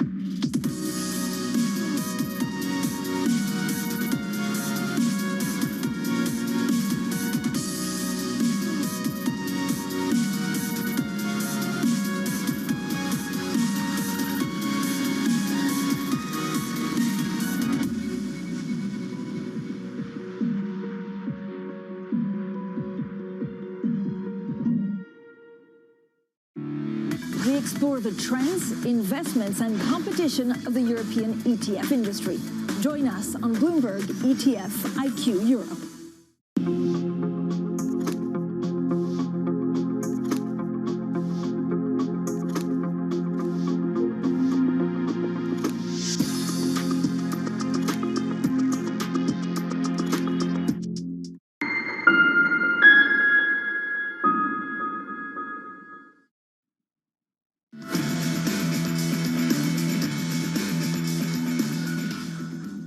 We're going to need to do some kind of shutdown in the weeks ahead, something that resembles the pause we were in the spring. And I think it will be overwhelmingly what we saw then. There's light at the end of the tunnel, but we're still in the tunnel.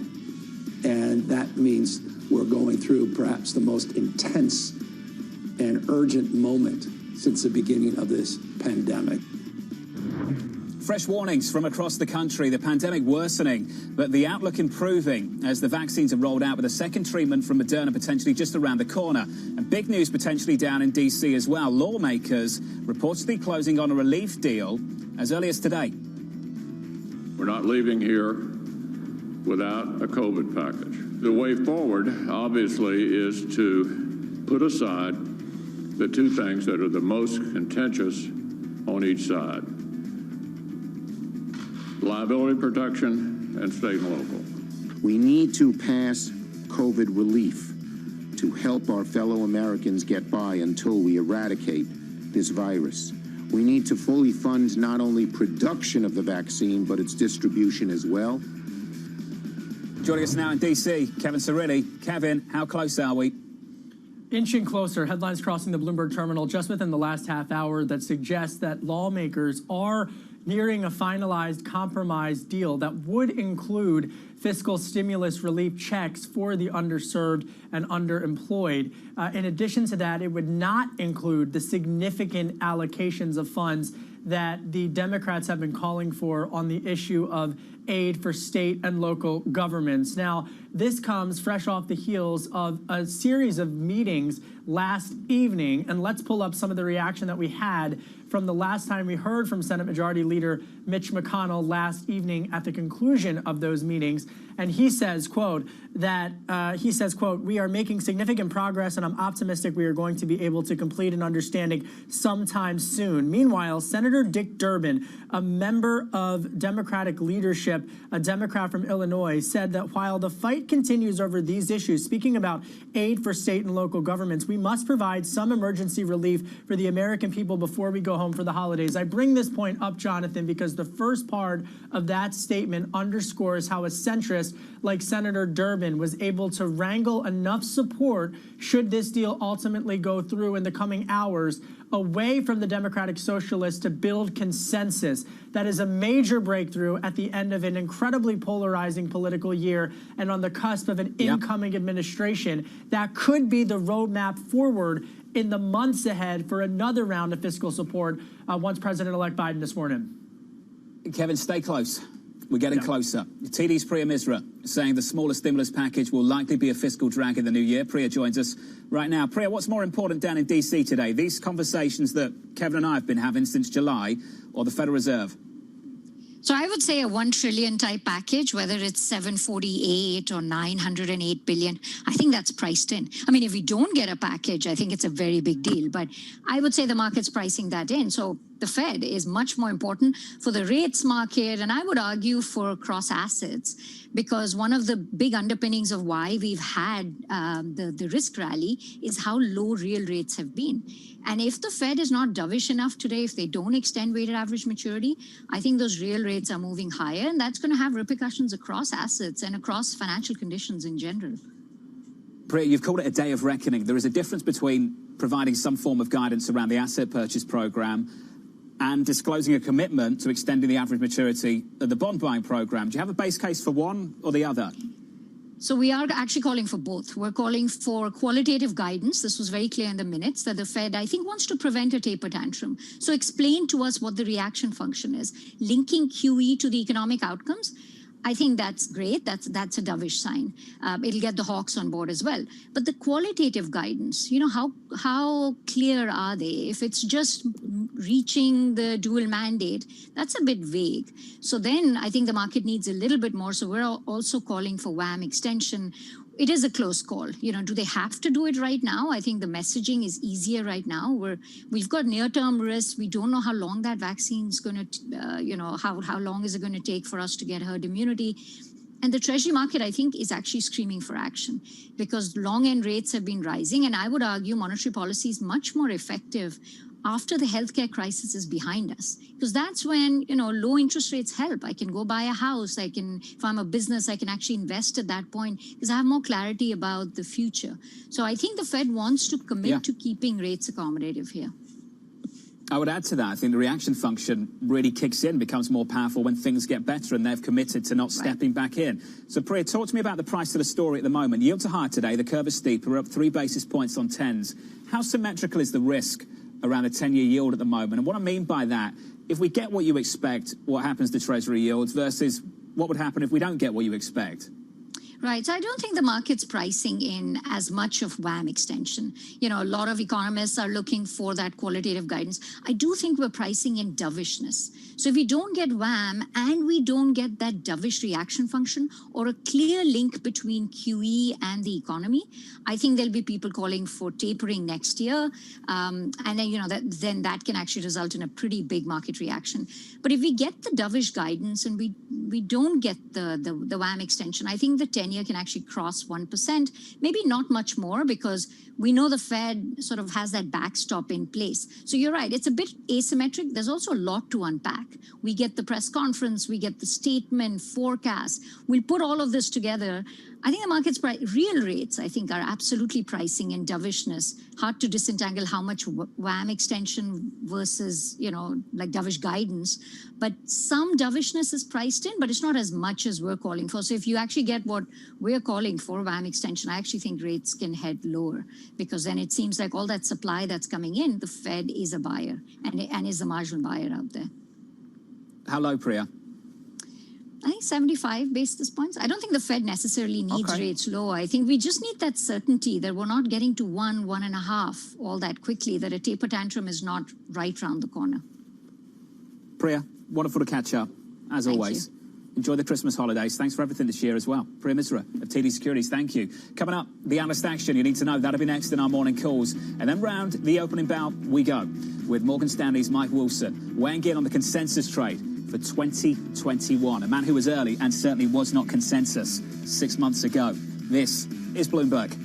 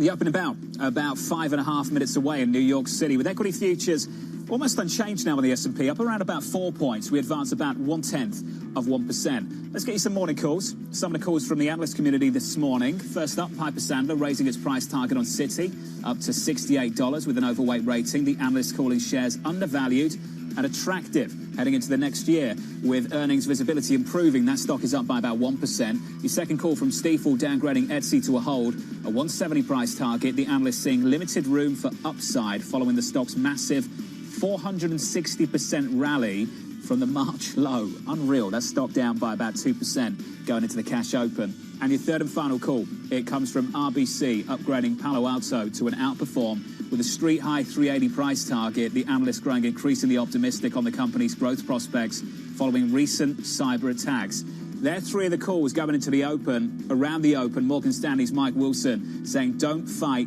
the momentum. That conversation's still ahead. In this market right now, this is what we look like in the equity market. Equity futures took a little look at 3,700 earlier this morning and then came back again. A lot of things in a mix here. Retail sales, big downside surprise. Then we've got the prospect of a deal down in Washington, D.C. And somewhere in between, lost in all the noise, Switzerland, labelled a currency manipulator.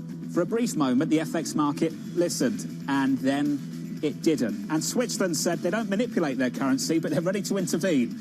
If you understand that distinction, then you are very much a central banker in the making. For our audience worldwide this morning, good morning. The opening bell in New York, 4 minutes away. This is Bloomberg.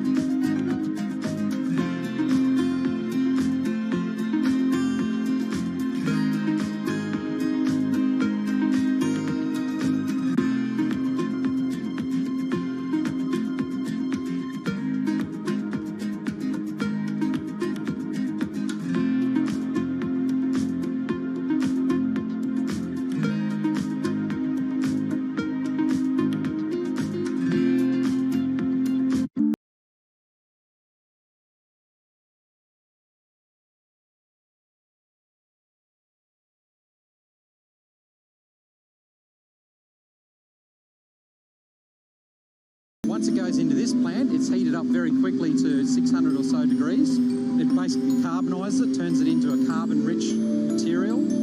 Obviously kills all of the pathogens.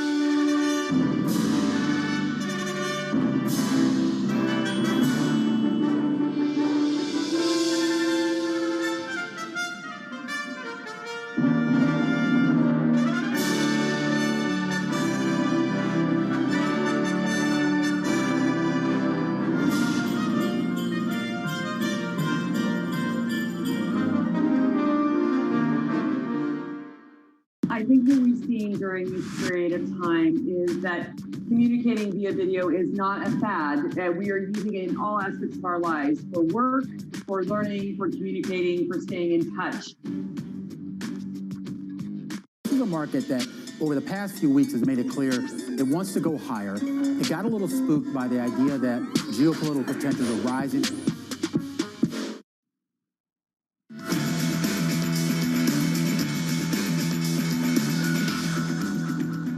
anxiously hopeful about the year to come. That's how I describe it. Hopeful because the vaccinations have started. Hopeful because it looks like Washington is moving towards a deal. Anxious because the data's going in the wrong direction at the moment, and the pandemic is getting worse, not better, in America at the moment too. There's your opening bow. Futures are up 0.1% going into the cash open. Switch up the board into the bond market. The epicenter of the price action a little bit later when they get that Fed decision and that news conference. It's the Treasury market. Yields are higher. The curve is steeper going into it. 94 basis points on a 10-year yield. What do they do with the asset purchase program? Do we get any clarity whatsoever on forward guidance? And do they extend the average maturity of the bond buying too? In the FX market, we had a sneak peek of 122 earlier. Life above it didn't last long. 121.90 is where we are right now, up 1/3%. The data out of Europe improved. Yes, I know Germany is back in lockdown, but it's just an example of how quickly economies can snap back, how they can recover. That's the hope. We repeat the act into the new year. That's the story. Cross asset worldwide at the market desk with your movers. Let's check back in with Katie. Hey, Katie. Hey, John. Well, the S&P 500 opened slightly higher, but there's plenty of red under the surface. Let's start with Moderna. It opened over 6% at the bell after that Morgan Stanley downgrade ahead of the FDA's decision on its COVID-19 vaccine Thursday. And look at Apple. It's down slightly after Facebook took aim at its iOS change for data gathering and as the UPS returns some of its AirPod Max shipments for hazardous materials. And you can see Nordstrom flipped higher. That's after its monthly retail sales missed estimates and its sales fell more than forecast. And you can see that restaurant chain Breiker opened over 4% lower. It's pairing now after it withdrew guidance, citing those building COVID cases. Now, it had a strong start to 4Q in October, but the company says that has now dissipated. Kelly, thank you. Thank you very much. About 90 seconds into the session, we advanced by a little more than 1/10% on the S&P 500. The outlook is clear. Investors growing anxiously hopeful about the outlook for 2021, with a consensus trade already really well established ahead of the new year. People are very set on things will just go up. People do feel they have no alternative but to buy equities. The truth of the matter is there's still a lot of room left to run. Equities are going to be the best performing asset class in 2021. 100% of the time, your equities will outperform. It seems to be a consensus view. I don't think that is, just because we're all in that space, that should be terribly controversial. If the Fed is inflating assets, you are going to see larger and larger allocations towards equities. As a market participant, you have no choice. I think it's short-lived. There are too many unknowns. Everything is so much depending on the vaccine and the rolling out of the vaccine. It's tough to see what the further catalyst, would be for market hopes. It's almost becoming consensus to worry about consensus risk right now. Let's bring in Bloomberg's Kelly Lyons for more. Hey, Kelly. Hey, John. Well, I can't even count the number of times I have said the word consensus on this program in recent weeks. It's really an incredible groupthink that is emerging in the markets and into forecasts for 2021. And as our colleague John Authors has pointed out in one of his recent columns, when there is this overwhelming consensus, it is impossible to be a contrarian. And the consensus right now is certainly overwhelmingly positive. Absolute Strategy Research put out its quarterly asset allocation survey, record high for the survey's optimism indicator, record probability that global equities will be higher 12 months from now. That's what we're looking at here on this chart. That's sitting at an all-time high of 71%. Record probability that value will outperform growth, cyclicals will outperform defensives, EM will beat DM, plus record probability that global earnings will be higher. That's all paired with record low probability of a 20% drawdown in U.S. equities. That's a lot of records, John. And if you take a look, you can see that bullish fervor showing up in the options market as well through the SIBO equity put call ratio that shows bullish bets relative to bearish ones. That is around the lowest in almost 2 decades, since back in the year 2000, really reveals an absence of fear in the equity market. Retail investors, of course, having a lot to do with that. They've driven a lot of the record bullish call volume we've seen recently. Another indicator that confirms that retail faith in equities is the AAII bull bear indicator. That also is sitting not at record highs, but it is showing very bullish sentiment when it comes to equities. And as Jim Paulson over at Leuthold Group points out, historically, when sentiment reads have turned this bullish, the market often suffers a setback, John. Kelly, thank you. I love that line from Daniel Gerrard at State Street. It has almost become consensus to call it consensus risk right now. Another word for consensus, another phrase perhaps, is just everyone sounding like Mike Wilson of 6-7 months ago. Morgan Stanley's Mike Wilson saying, don't fight the momentum, expecting fiscal policy to drive the cyclical trade in 2021. Mike joins us now over the phone for more. Mike, what does Mike Wilson do when everyone starts to sound like Mike Wilson? Well, thanks, John. That's awfully nice of you. But, I mean, look, the bottom line is that the consensus is right 80% of the time, right? It's usually the trend is your friend, and we are in one of those trends. And there's good fundamental and, policy reasons for that. So we've arrived, is the way I like to say it. So sometimes it's easier to travel than it is to arrive. And now that we've arrived at the station and everybody has the same view, you do need to look around and say, okay, where could I be surprised here? And we think there's a couple of areas. Number one, we continue to think that, rates will move up at the back end, that we're not going to get maturity extensions today the way that some people are expecting. The good news is I think expectations around that have come down recently because financial conditions remain very supportive.